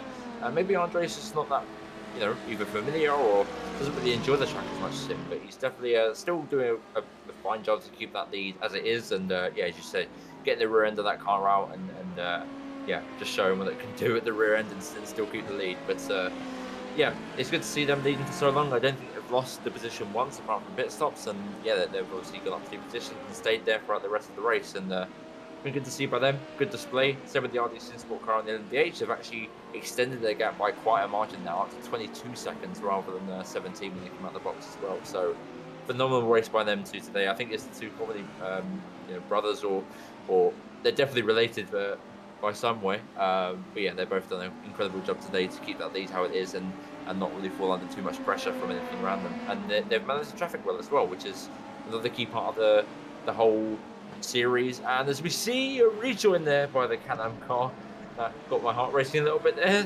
As I was talking about traffic, rejoining straight into the traffic of the, I think that was the Backpain Nice Showing Racing team. Luckily was able to not cause too much of an incident, but yeah, they're all definitely doing a great job out there, especially RD SimSport leading and DH to manage the traffic well at the start and build that gap to where they want to be. See the RD SimSport number 4 car as well, still out on track, haven't pitted yet, of course, won't have to until a fair few number of laps, right until the very end. Still being caught down a little bit by 2 Racing team, up to 4.1 seconds down is the gap between them 2 cars, but as Andy said earlier on, it might be a case of just them saving fuel, keeping the tyres nice and fresh towards the end, and speaking about the same thing with the front end of the BMW as well, keeping that intact, and you know, making sure that they have it well towards the end. As we see an incident under investigation, contact between the Tempest SimSport and the RD SimSport car, 2 hours and 15 minutes into the race, so that is obviously under investigation with the stewards, and let's see what they do about that incident up above there. But yeah, RD SimSport number 4 car GT3 has definitely lost a lot of time now to the Super Racing team, but yeah, I feel like he's not going to be changing tyres in his splash and dash, and making sure that they really save their tyres towards the end, and making sure they have a really successful splash and dash stint at the very end of their stint. That could be interesting, the penalty that the stewards are looking into now, because that's the top of the LMDH, I think, and the top of the LMP2. So that could really throw the lead if it is them 2 cars that are being under investigation. I didn't quite catch the numbers. But if that is, that could throw a spanner into the works of one of these 2 teams that have had an excellent day at the racing, but probably one of the teams of the day are the RD SimSport. We did hear David saying that, you know, they are a very big team, but at the moment they're currently leading the LMDH category and the GT3, but the GT3 win is looking a bit under threat. That 2-pack racing is down to 3.5 seconds.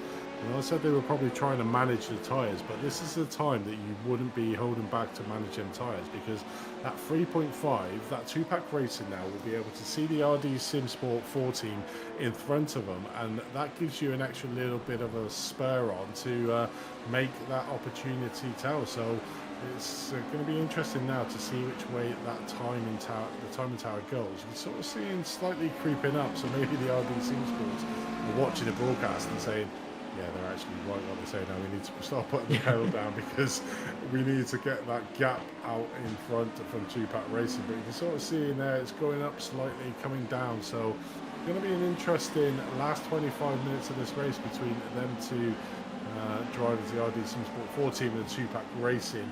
But looking back at the front of this with the RD Sim Sports, was it them two involved in that incident? I'm not seeing much damage on the two cars, so I'm not sure. I don't want to alarm anyone, but I did see, again, it might just be my feed that I'm looking at, but I did see a little bit of damage on the Tempest Sim Sport LMP2 car, and it was along, I believe, the left-hand side of it. So I don't know if we can see it a bit closer, whether it's just my view or not.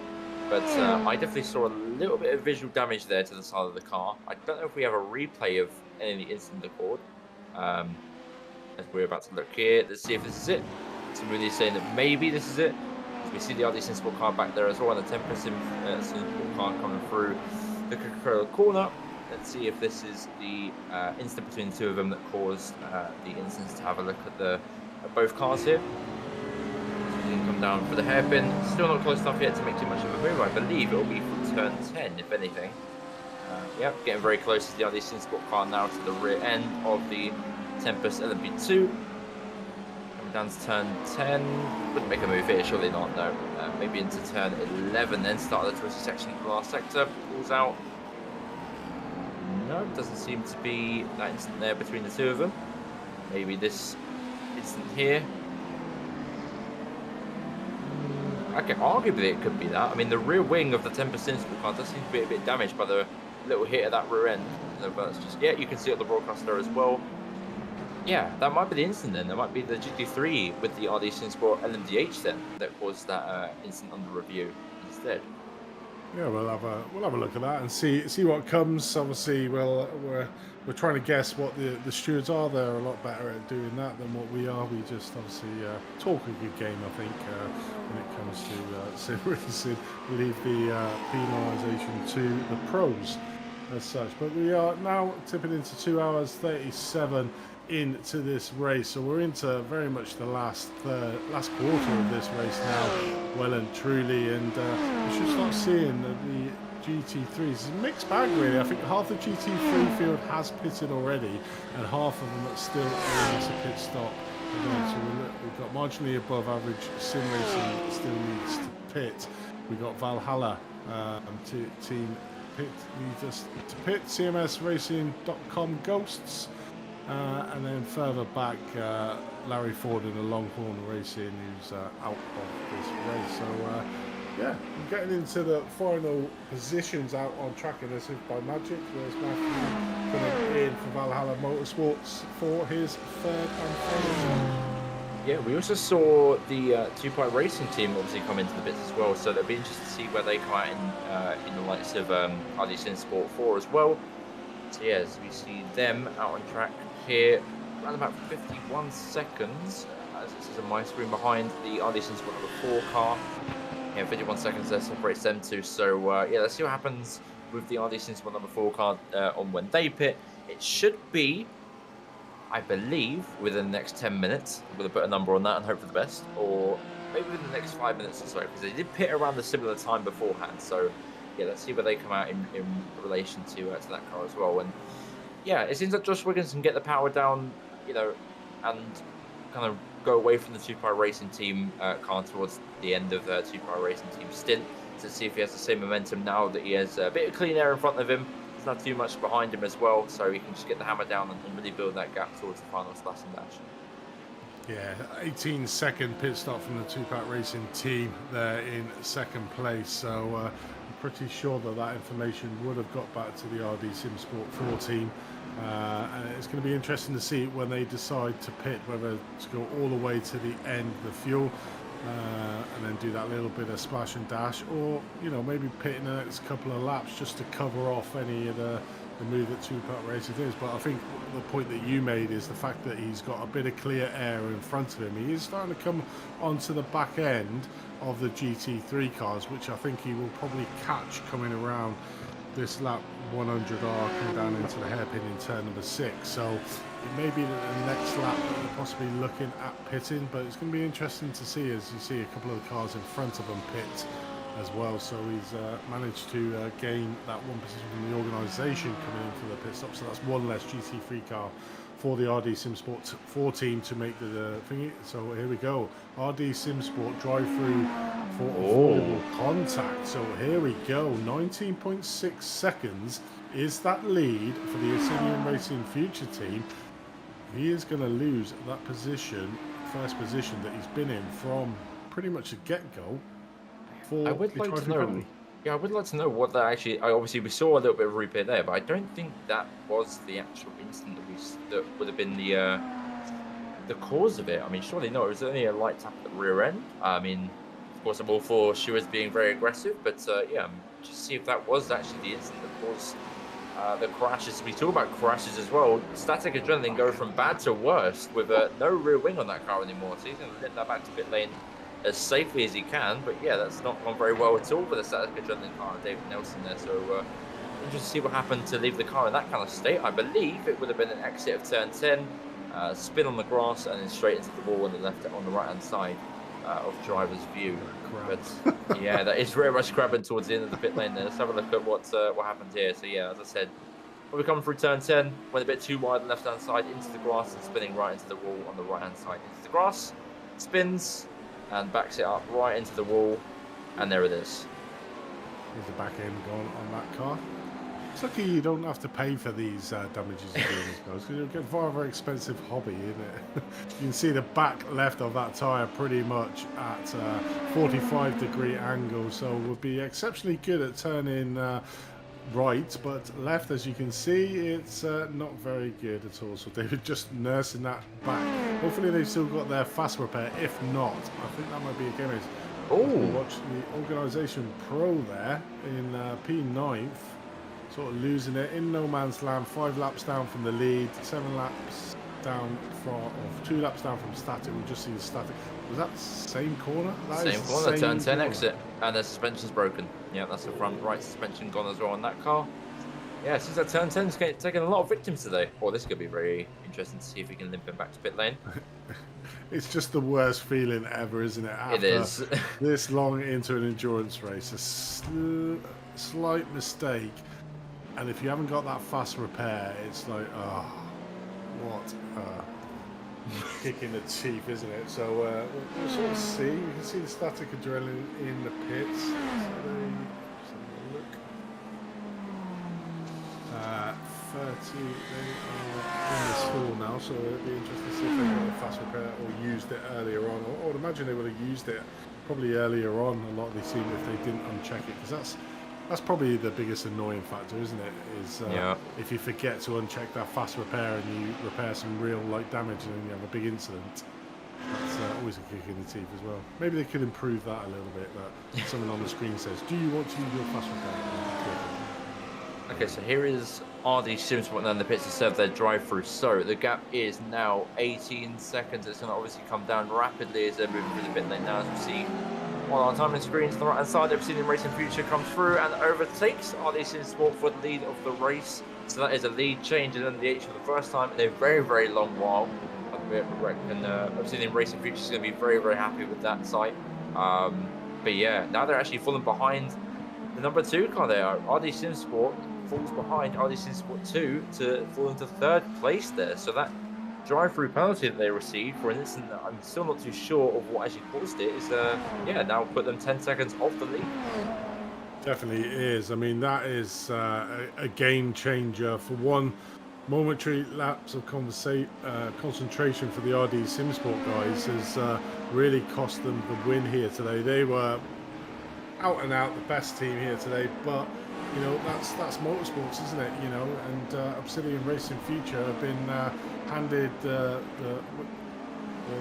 golden ticket for the race win. We've currently got just over 15 minutes of this race left. 8 seconds is a gap back to RD SimSport 2, 10 seconds back to RD SimSport. So RD SimSport are really going to have to push on and work together as a team to try and pull back the race win here over Obsidian Racing Future. So it's all change at the top of the LMDH over a drive-through penalty for RD Sim Sports, who were out and out the drivers of this race, but just shows how easily it can change. And like we said earlier on, Owen, it's never over until that checkered flag drops. Yeah, indeed. It's yeah, of course, it's still in racing future with one in the car. I reckon he's going to be very happy after that mistake that he made, of course, after the pits. You know, he had roughly about a 7-second gap behind the RD Sim Sport car when they emerged out the pit lane. Then had a bit of a trip over turn 15, went over the soft curves and spanned the rear of the car round. Lost about another 10 seconds. So yeah, they're going to be quite happy with seeing their lead come back into their hands, or now into their hands. And yeah, RD Sim Sport, both cars quite far away behind.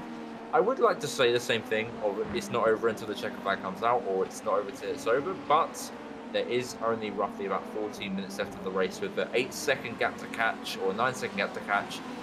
Is it possible? With a miracle, yes. On paper, possibly not. No, definitely not. I think it's going to be quite tall order to be able to play. You can see it coming down like 7.8, but then you get the cars stuck behind the GT3. This is where more mistakes can be made when you're pushing this hard, because obviously they'll be kicking themselves that they got that drive-through penalty. So trying to push hard to rectify that, and that's where more mistakes can happen. We're just looking further back if there's any battling on track. It looks like there's a little battle going on for P9. This class is up between Robert Prescott here and the team Break Fade, so having a bit of a battle. You've got Robbie Prescott here in the Porsche and Brian in the Audi here, coming around the last corner, but these two are locked in a battle here for 9th place overall on track. So a little bit of battling towards the end of it as the Porsche is trying to fight a little bit there with the LMD. So I don't know where it got that little bit of a streak of adrenaline there to get that speed to be getting up onto the back end of them. But we've got a little bit of a gap now as Robbie Prescott in the marginally above average sim races over the team break. And looking further back up the field, we've got a battle here for P6 on track between Penguin RC Simulation and Can-Am Racing. Can-Am Racing in the Lamborghini on the outside, not really fighting too much with the Penguin RC Simulation team at P6. That's a relatively easy pass for the BMW. Yeah, indeed. I don't think Can-Am wanted to fight that one too much. Again, they might have their splash and dash to do, looking at the lap times and the strategy.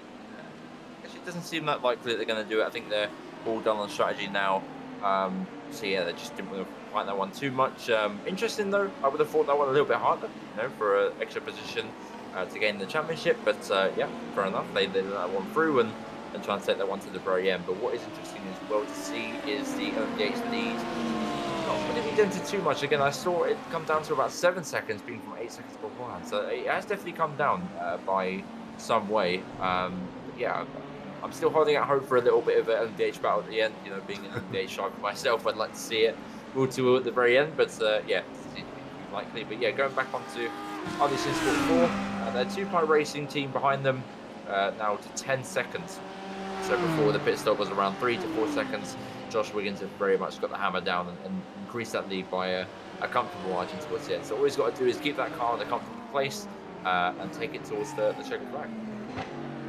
Yeah, 100%. Obviously, clearly watching the stream there and listening to our words of wisdom about obviously getting 3 seconds and now pushed it out to around about 10 seconds. So, yeah, the commentators will take a little bit of the glory for the race when they're RDC4.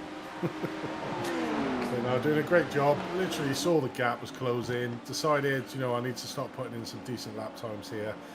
There may have been a slight issue because that gap has grown pretty quickly back from two-pack racing in second place, but yeah, obviously saw the hazard coming up that they were gaining on them and literally pushed that gap out to 9.8 seconds, and I think that's probably going to be a little bit too big for Jose Carrera there in two-pack racing to close that gap down, and probably resigning to the fact that he's going to be in second place. But that's a great day at the office. Up 4 places is the two-pack team for that second place over there. But there's been a lot of issues in that GT3 cars fallen by the wayside. I was just looking back at Imperial Motorsports, and they've actually pitted 4 times now, so their earlier pit stop, and I suppose that's the risk with trying to go a little bit early, is that if you get caught up later on with any incidents that may occur, that it really puts paid to your strategy of trying to pit early. But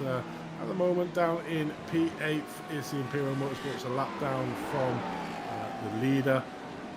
Just merely going on his own way, and that earlier pit stop strategy doesn't look like it has paid off for the Imperial Motorsports. Having pitted 4 times, with the rest of the field pitted 3 times. Yeah, indeed. Seems like, yeah, as you said, all the strategy work has all kind of worked itself out and paid off for some teams here and there. But yeah, now it's just all for a dash straight to the line again. Just under 10 minutes to go here for the final stages of this race here at Fuji Speedway. And yeah, a great day for Obsidian for sure. A lucky day for them as well. Just all they got to do is keep it clean, keep it calm, and keep it smooth to the very end of the checkered flag. And same for Tempest Sport. They've had no real issues at all throughout the rest of the race today. They've had a really comfortable lead of pretty much over 20 seconds for the entirety of the 2-hour mark as well. So yeah, great job by them as well. And obviously Sport 4 coming from a little bit of a struggle after the first or second hour or so when they were in P4. Really struggling to make some groundwork for them. And now having a comfortable lead of just over 8 seconds. So yeah, great day in the office for some drivers here. Not so much for others, but that's all part of the learning curve. It definitely is, but for the neutral, it's good if it finishes this, because that means Obsidian Racing Future and the RD Sim Sports will be on equal points. Satellite Racing, as Dave mentioned, they are probably the team to beat. I remember them from Season 2, exceptionally quick in that LMP2.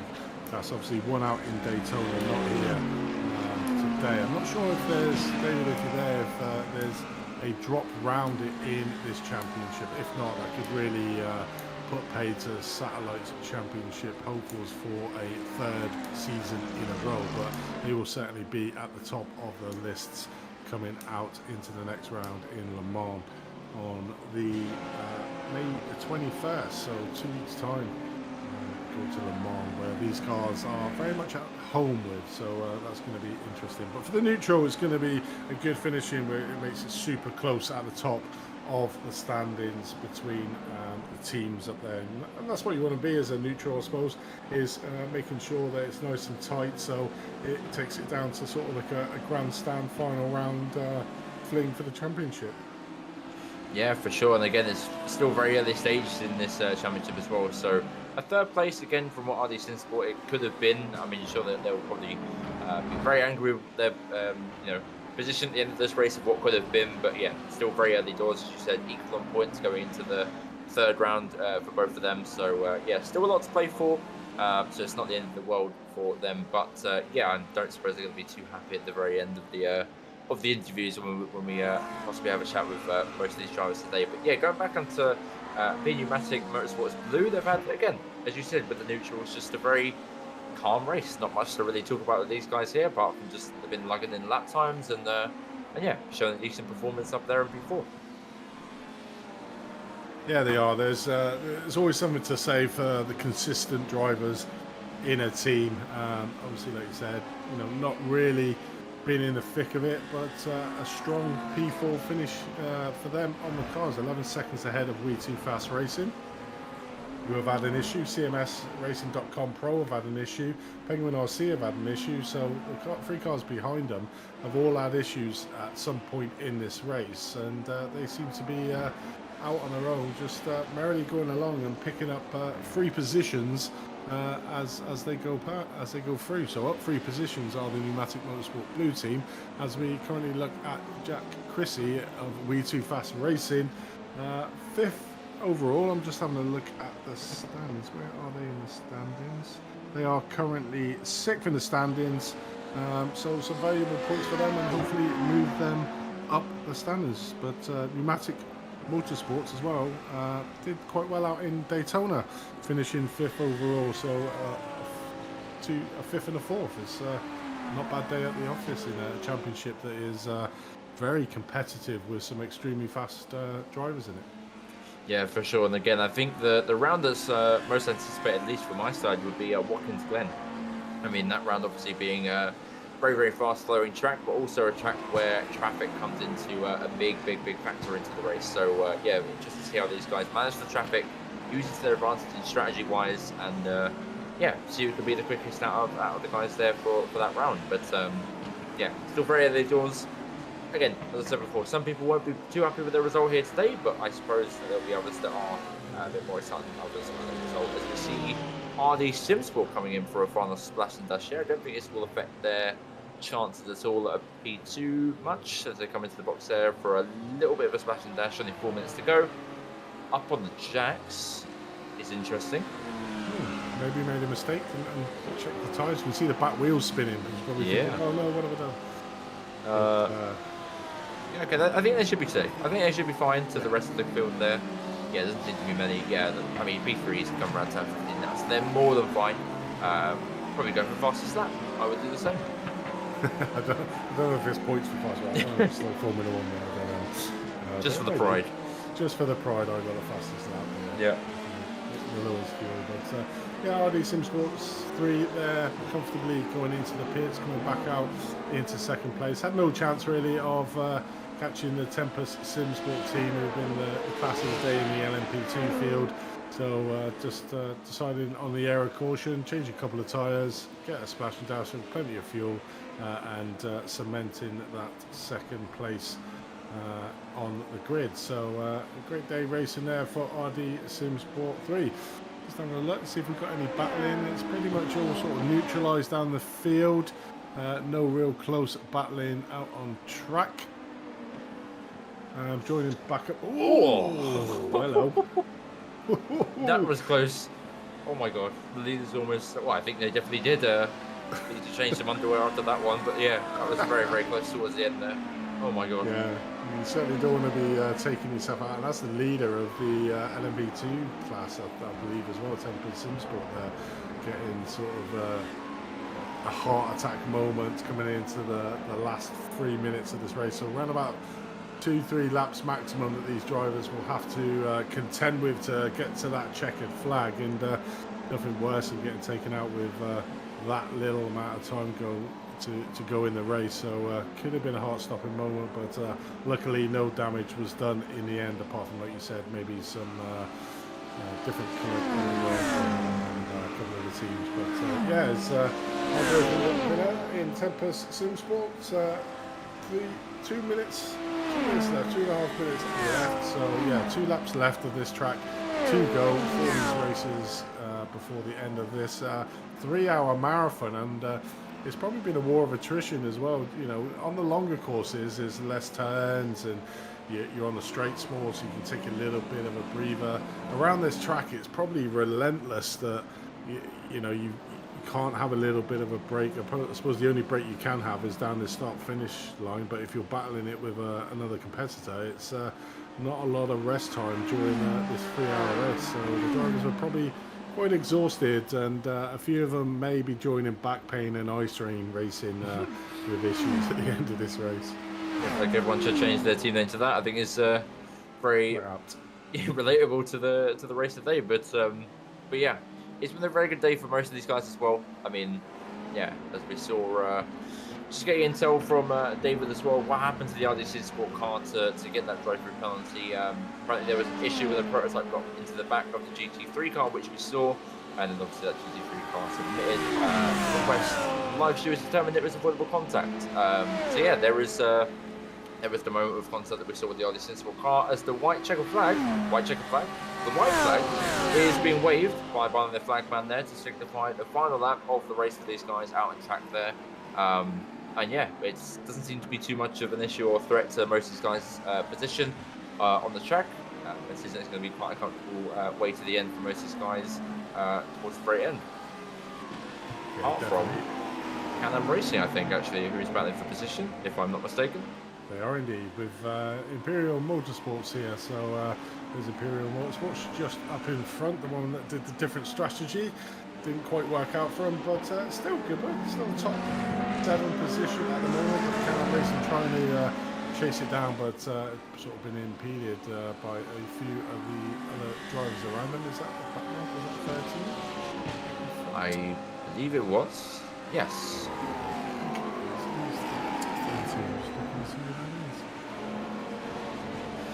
As we see Obsidian Racing Future come around the final treacherous corner of this Fuji circuit. We've seen a lot of mistakes happen there for a few drivers today, even Obsidian Racing himself getting it all wrong, but they come through after a drive-through penalty for the RDC Sport car to take the checker flag and win round 2 of the CMS iRTES series, and takes checker flag and wins a Fuji International Raceway. So yeah, very, very great race for them, Obsidian Racing Future there to win by 5.6 seconds. A win that I didn't think was in their grasp, but they definitely got a hold of towards the end with the RDC Sport drive-through there, and they are now level on points, as we see Tempest Sport as well come through to take the checker flag by over 1 minute and 7 seconds. A very dominant display there by Tempest Sport at Fuji here today to take that win by such a comfortable lead, and yeah, very good job by them two drivers as well.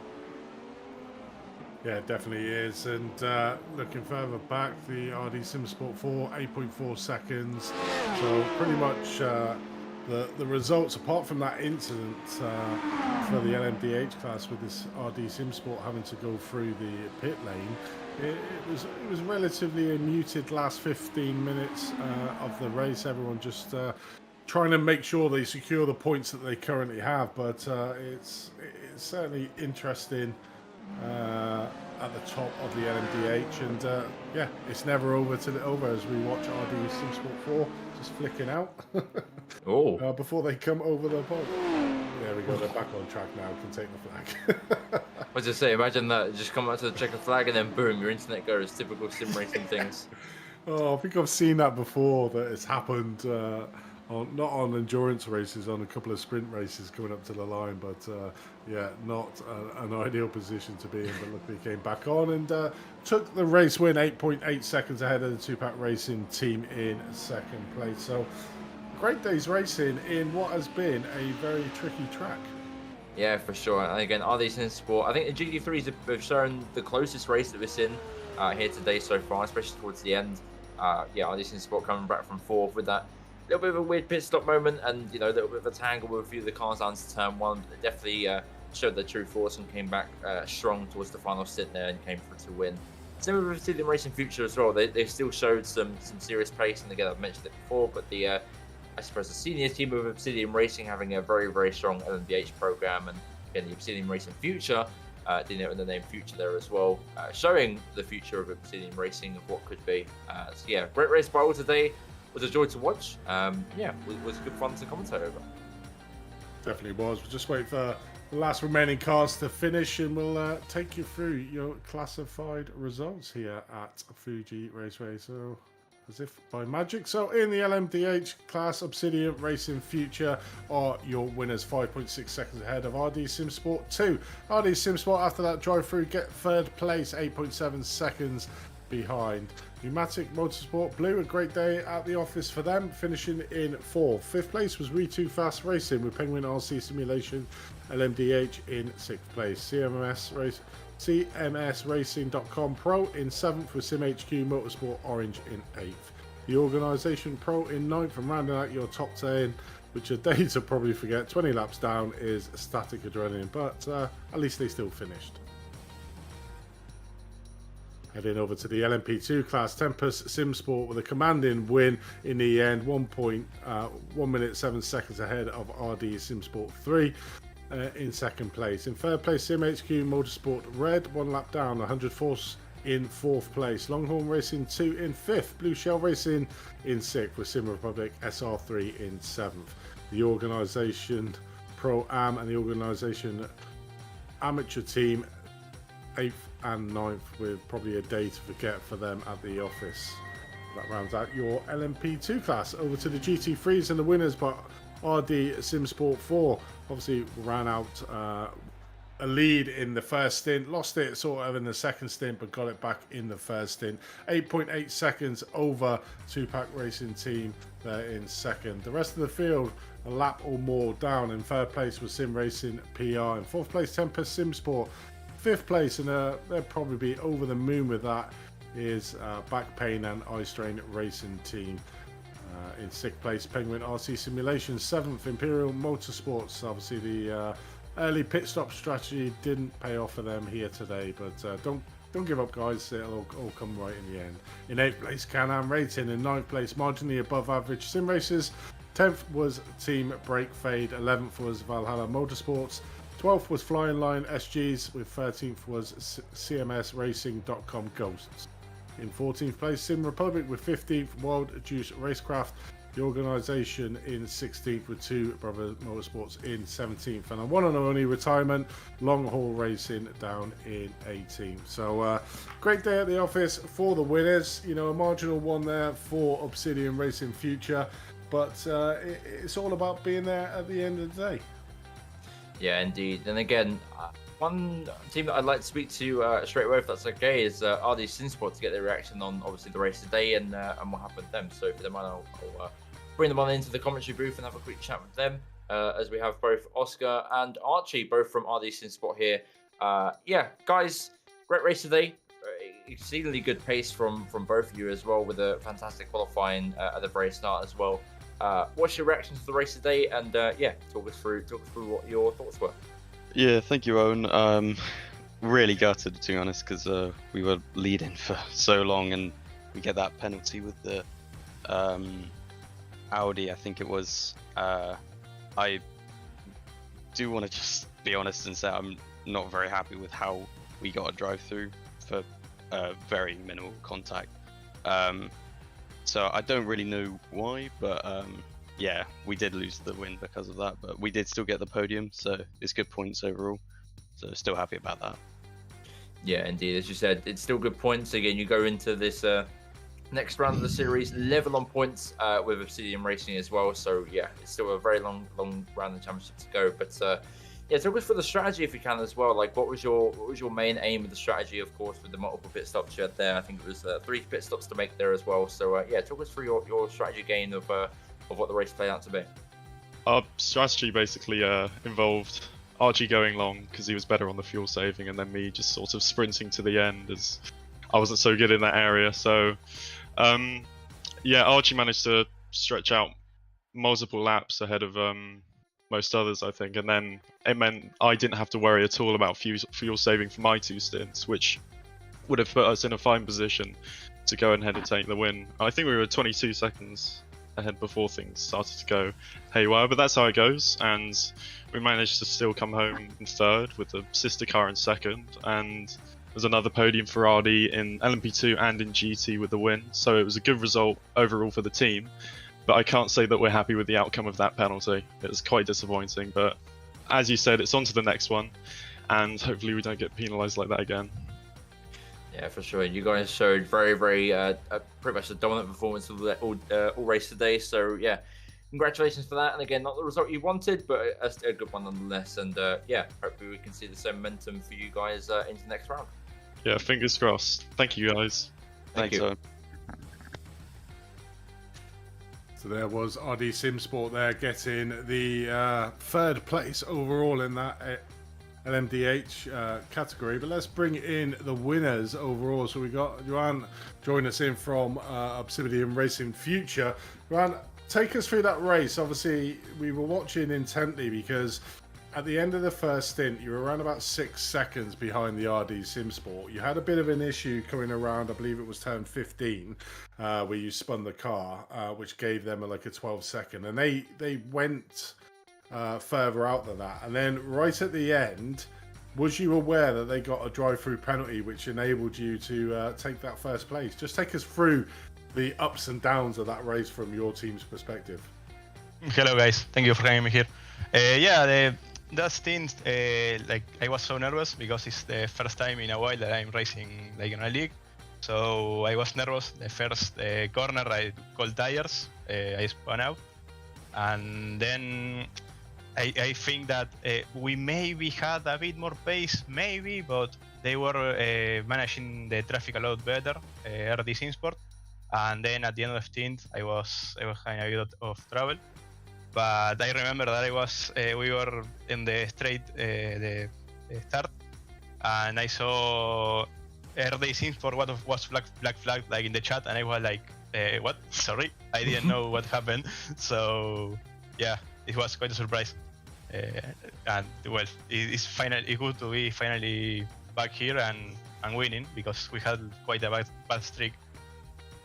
Definitely was. I mean, it seemed to be your Christmas has come early with that result and that win for you guys. And I think that sorry. Yeah, no, go on. No, yeah, that after that season where we had a bit of bad luck and a bit of like trouble ourselves with traffic, like this race winning because another person had trouble in traffic, it was like quite funny. I mean, that's racing at the end of the day. It's never over till that checkered flag drops. You know, you've got to constantly keep on pushing, because incidents like that can happen. It is the world of racing, and with having the faster cars and the slower cars, it's inevitable that there is going to be slight issues on that. Just talk us through how you were able to manage the LMP2s and then obviously the lot slower GT3 cars. How was it out on track being in the LMDH against them two slower cars, and how were you able to pick your way through the traffic? Yeah, so LMP2 was quite hard because the last sector, like the part where the chicken used to be, because they are lighter, they are almost as quick or even quicker on the lower corners. So it was quite hard. If you were behind an LMP2 in that sector, you lost a lot of time. But luckily we had Gabi, our engineer, was on the vocal saying, okay, now you have this lap traffic here, and we were pushing or saving fuel and energy depending on how far away or how close and in which turn we were finding traffic. So yeah, thanks to him was the traffic management basically. Yeah, it definitely is. I'm just looking at your results from the first race. So that'd be a fourth place for Daytona, obviously a first place here. Looking at the points, that will give you equal points with RD SimSports at the top of the standings. So it's been a good day at the office, and it bodes for the neutrals that we've got a close battle in the LMDs at the top of the field. Yeah, it's good to have rivals so close, and well, we will try to be closer on pace next race. So next race, talking about it, is Le Mans in 2 weeks' time. How are you looking forward to that one? Obviously, these cars are made for the Le Mans setup on the track, so it should be a good track for this car. Yeah, and Le Mans is one of my favorite tracks, so I will probably be at least training for it. So yeah, I think traffic is a bit easier on Le Mans, I think. So yeah, we will be there ready to try to win again. Well, I mean, the first place in the championship. Yeah, we'll have to call you the Cats now, because you've obviously used one of your 9 lives up, but you still got another 8 to go. So we'll see how much more luck you can get in the in the future rounds. But congratulations on your race win, a really hard-fought one. Obviously, sort of handed to you at the end there, but you've still got to be in it to win it. But before we let you go, mate, is there anyone you'd like to give a shout out to?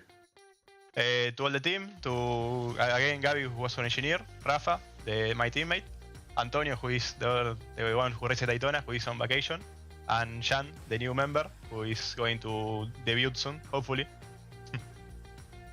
Well, definitely, mate. And by the sounds of it, it's your very first win in this season or any other season. So congratulations on that again, and look forward to seeing you out in Le Mans next week or in 2 weeks' time. Thank you.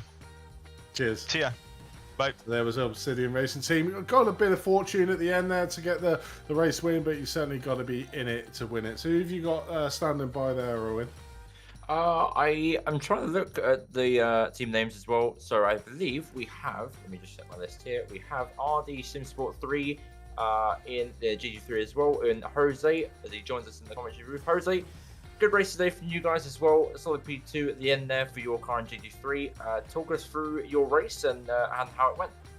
Yeah, I mean, even before starting, me and my partner, we knew this was merely a tire strategy race. So he was the fastest in all the practices that we did. So he started and he got 2 out of the 3 stints, and then the target was to make the last set of tires as long as possible without taking too much pace. So I think that worked out for us at the end. Yeah, for sure. It was very close to you, as you guys, especially as you're saying, during the second stint, you got roughly about 3 seconds towards the end there as well. So yeah, talk us through your strategy in more detail if you can as well. So what you were thinking to to combat RD Sport ahead of you guys? Yeah, so we were trying to fuel save because I think it was on our first stint, we had some damage that we had to basically get into the pits one lap before that we wanted. So that kind of threw us off. So once we got into the last stint, we tried to save as much fuel as we could. And then hopefully, we were almost expecting for the guys who ended P1 to see if they maybe under fueled and we maybe catch them towards the end, but it wasn't the case. Ultimately, the strategy worked for us because I think we started P6 and we ended P2, so ultimately it worked. Yeah, for sure. Very good result. You guys obviously climbing up 5 positions up the order today in today's race. So yeah, very solid race for you guys as well. And yeah, anyone you'd like to shout out, give a quick thank you to on the broadcast? Oh yes, for sure. Yeah, so shout out to our team, TPRT. We're from Puerto Rico, so we're super glad that we're racing here. There's another Puerto Rican team here, so it's always fun racing in CMS. It's always tough and entertaining, so thank you.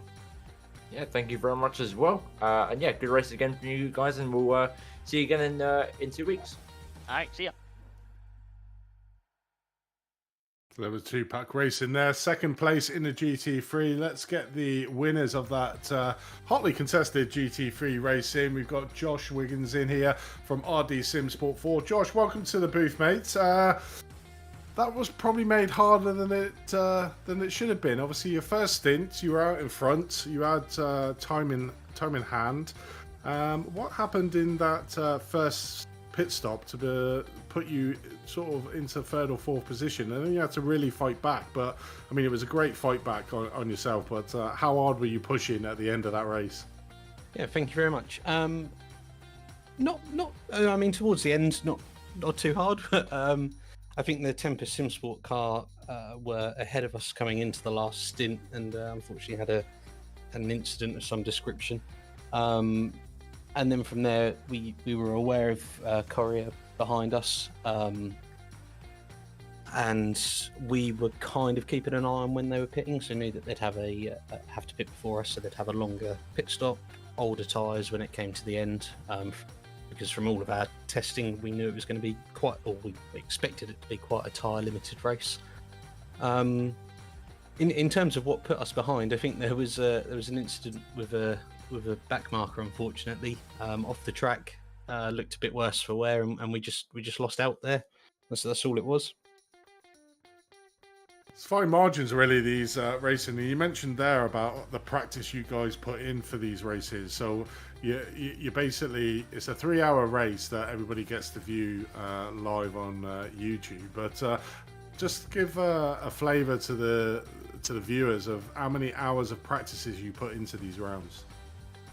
A lot, more than I'd probably care to admit. Fuji's a track that I personally I don't think I've ever raced before. Certainly not on iRacing. So there was a lot of time put into learning the track. Because it hasn't been in the official calendars recently, there's no sort of readily available setup. So we've done a lot of setup work as well. And yeah, from there, very early on, like I say, we discovered that we were expecting quite a tyre limited race, so it was planning a strategy around that to leave tyres at the end. I think in one of the practice sessions that we did a stint, tried to work out how long we'd have to take the tyres on sort of a half fuel, and got black flagged before the end of it because the tyre tread was at 0%.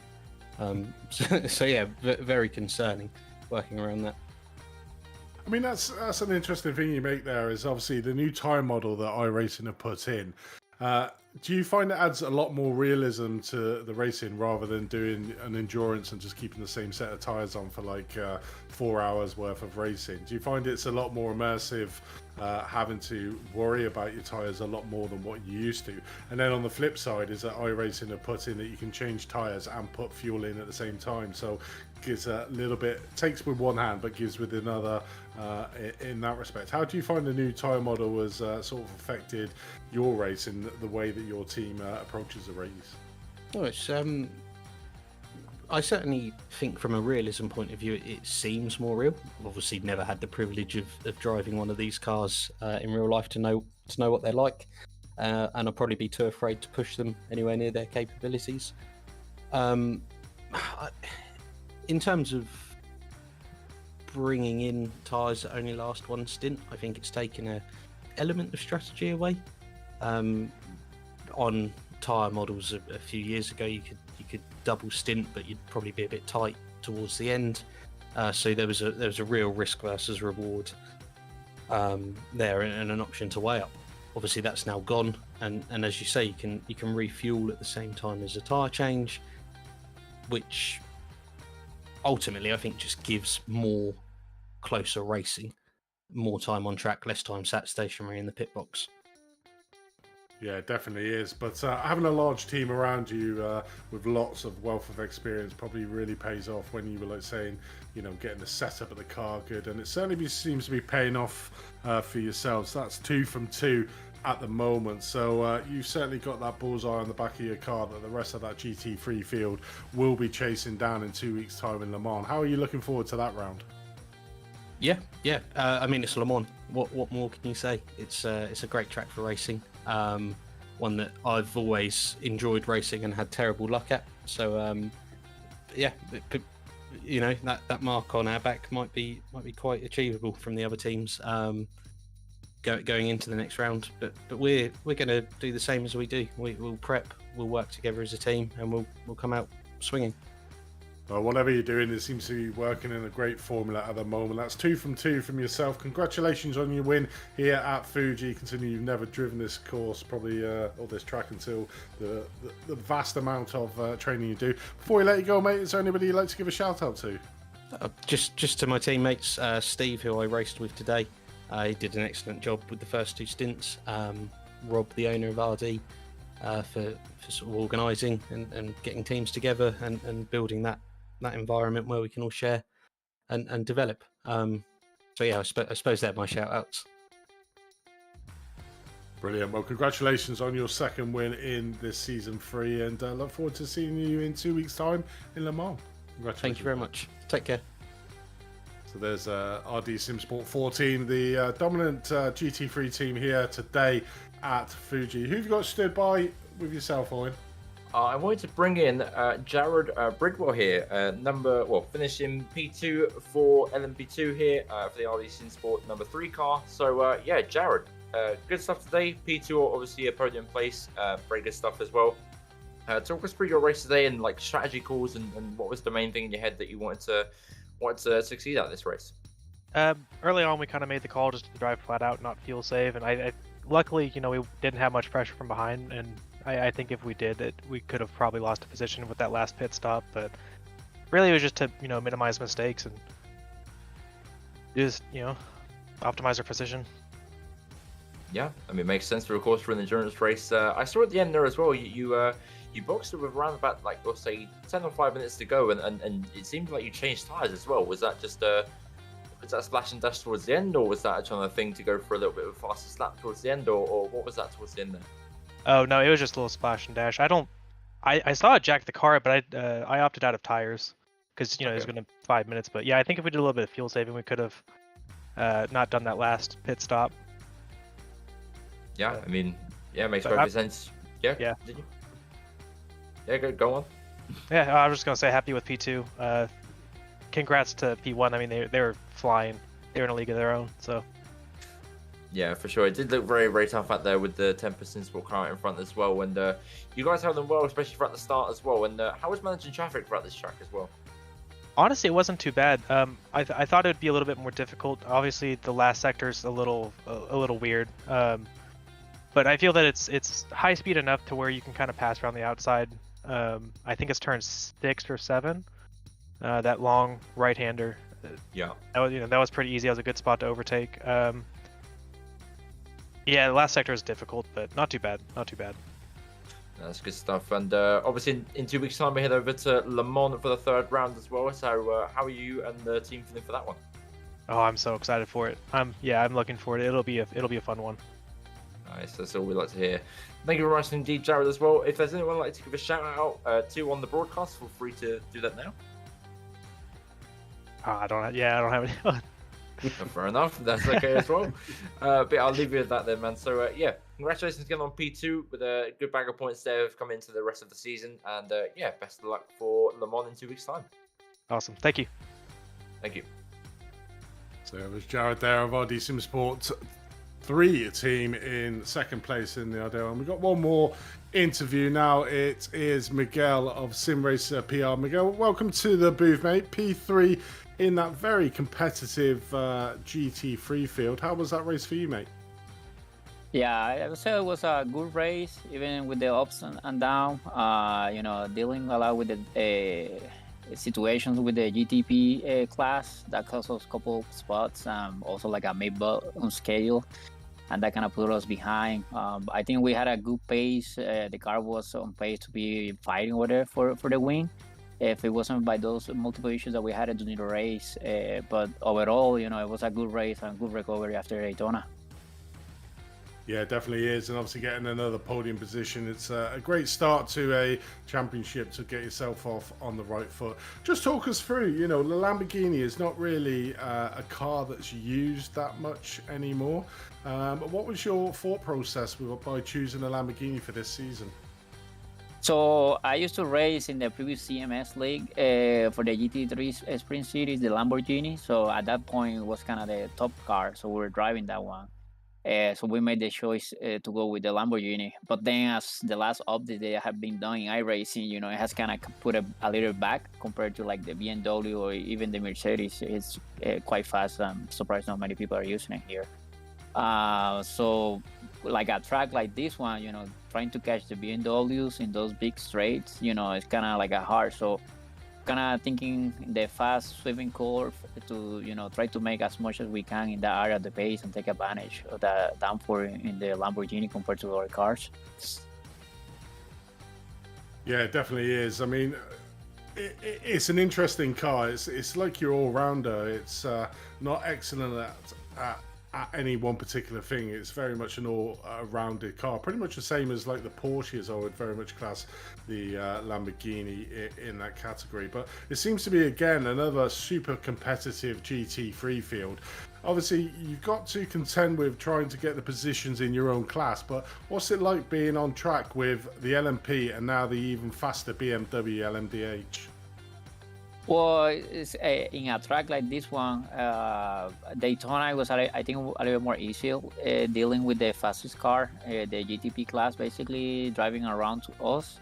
Here it was a different story. There is a lot of fast corners with different angle shapes, and like we have in this league tire limits, so we have to also like manage the pace and manage the tires. So some of this corner we had to get like a wide entry to don't kill the tires basically, and then have a good exit. And then dealing, you know, all these GTP class, they're fast, so they see that opening, so they're gonna go for it.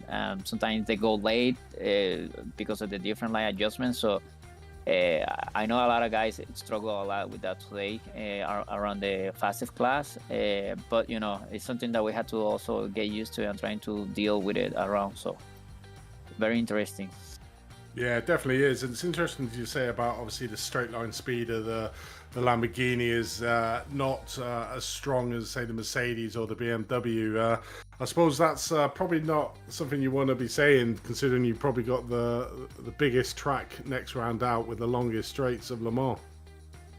Yes, that will be a track. I think us in the Lamborghini, we're gonna be falling behind probably because it's a very long straights at that track. I think Porsche and Mercedes and BMW are gonna be top cars in that track because of the top end speed. So we will see how we can adjust the setup. See if I at least maintain with those cars, you know, to in pace or at least close, you know. Yeah, just make sure you keep in that slipstream. You lose that's probably when it's going to be a long day at the office. But obviously having a P4 in Daytona, a P3 here today keeps your championship hopes alive in that GT3 class. It's getting very congested at the top, which is for the neutral among us. It just promotes some great racing between the different cars and the different teams within that GT3 class.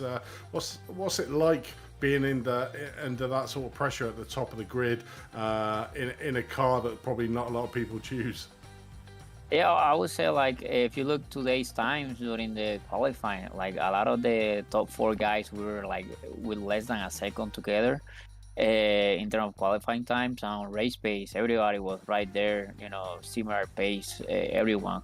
So, it's I think this class in this league is very competitive. A lot of good drivers over there. So, like, any small mistakes or issues that you may have on track, you're gonna pay hard, because you will lose a lot of ground with this competitive group of people that are racing. Definitely is. It bodes well for the rest of the season to be in all you drivers are so close together. But congratulations on your third place here today at Fuji. Before we let you go, mate, is there anyone you'd like to give a shout out to? Yeah, I would like to give thank you to the Sim Racing PR community, our sponsors, Don't Sell Your Machine Shop, and also the CMS group, and you guys for keeping this up and doing the live streams, and for putting all this together. Thank you very much. Thank you, and look forward to seeing you out in 2 weeks' time in Le Mans, mate. Thank you, guys. See you. Thank you. So there was Miguel of Sim Racing PR. A little bit off the pace from the front too, but still some very strong points for the third place. But that brings us to the end of this broadcast. Owen, what's your thoughts for the day? Yeah, I mean, a very successful race by all involved, apart from a few instances here and there with, of course, I think Satellite Endurance had a bit of a, or Adrenaline Story had a bit of a day to forget. But yeah, with most drivers out there, it seemed to be a very comfortable race. Managed to traffic very well. Not many instances here and there, apart from self-spins, of course, at the treacherous turn 10 and was the final corner at turn 16 as well. So, yeah, very good race by all. Was very fun to commentate over. And, yeah, can't wait to see what happens in 2 weeks' time.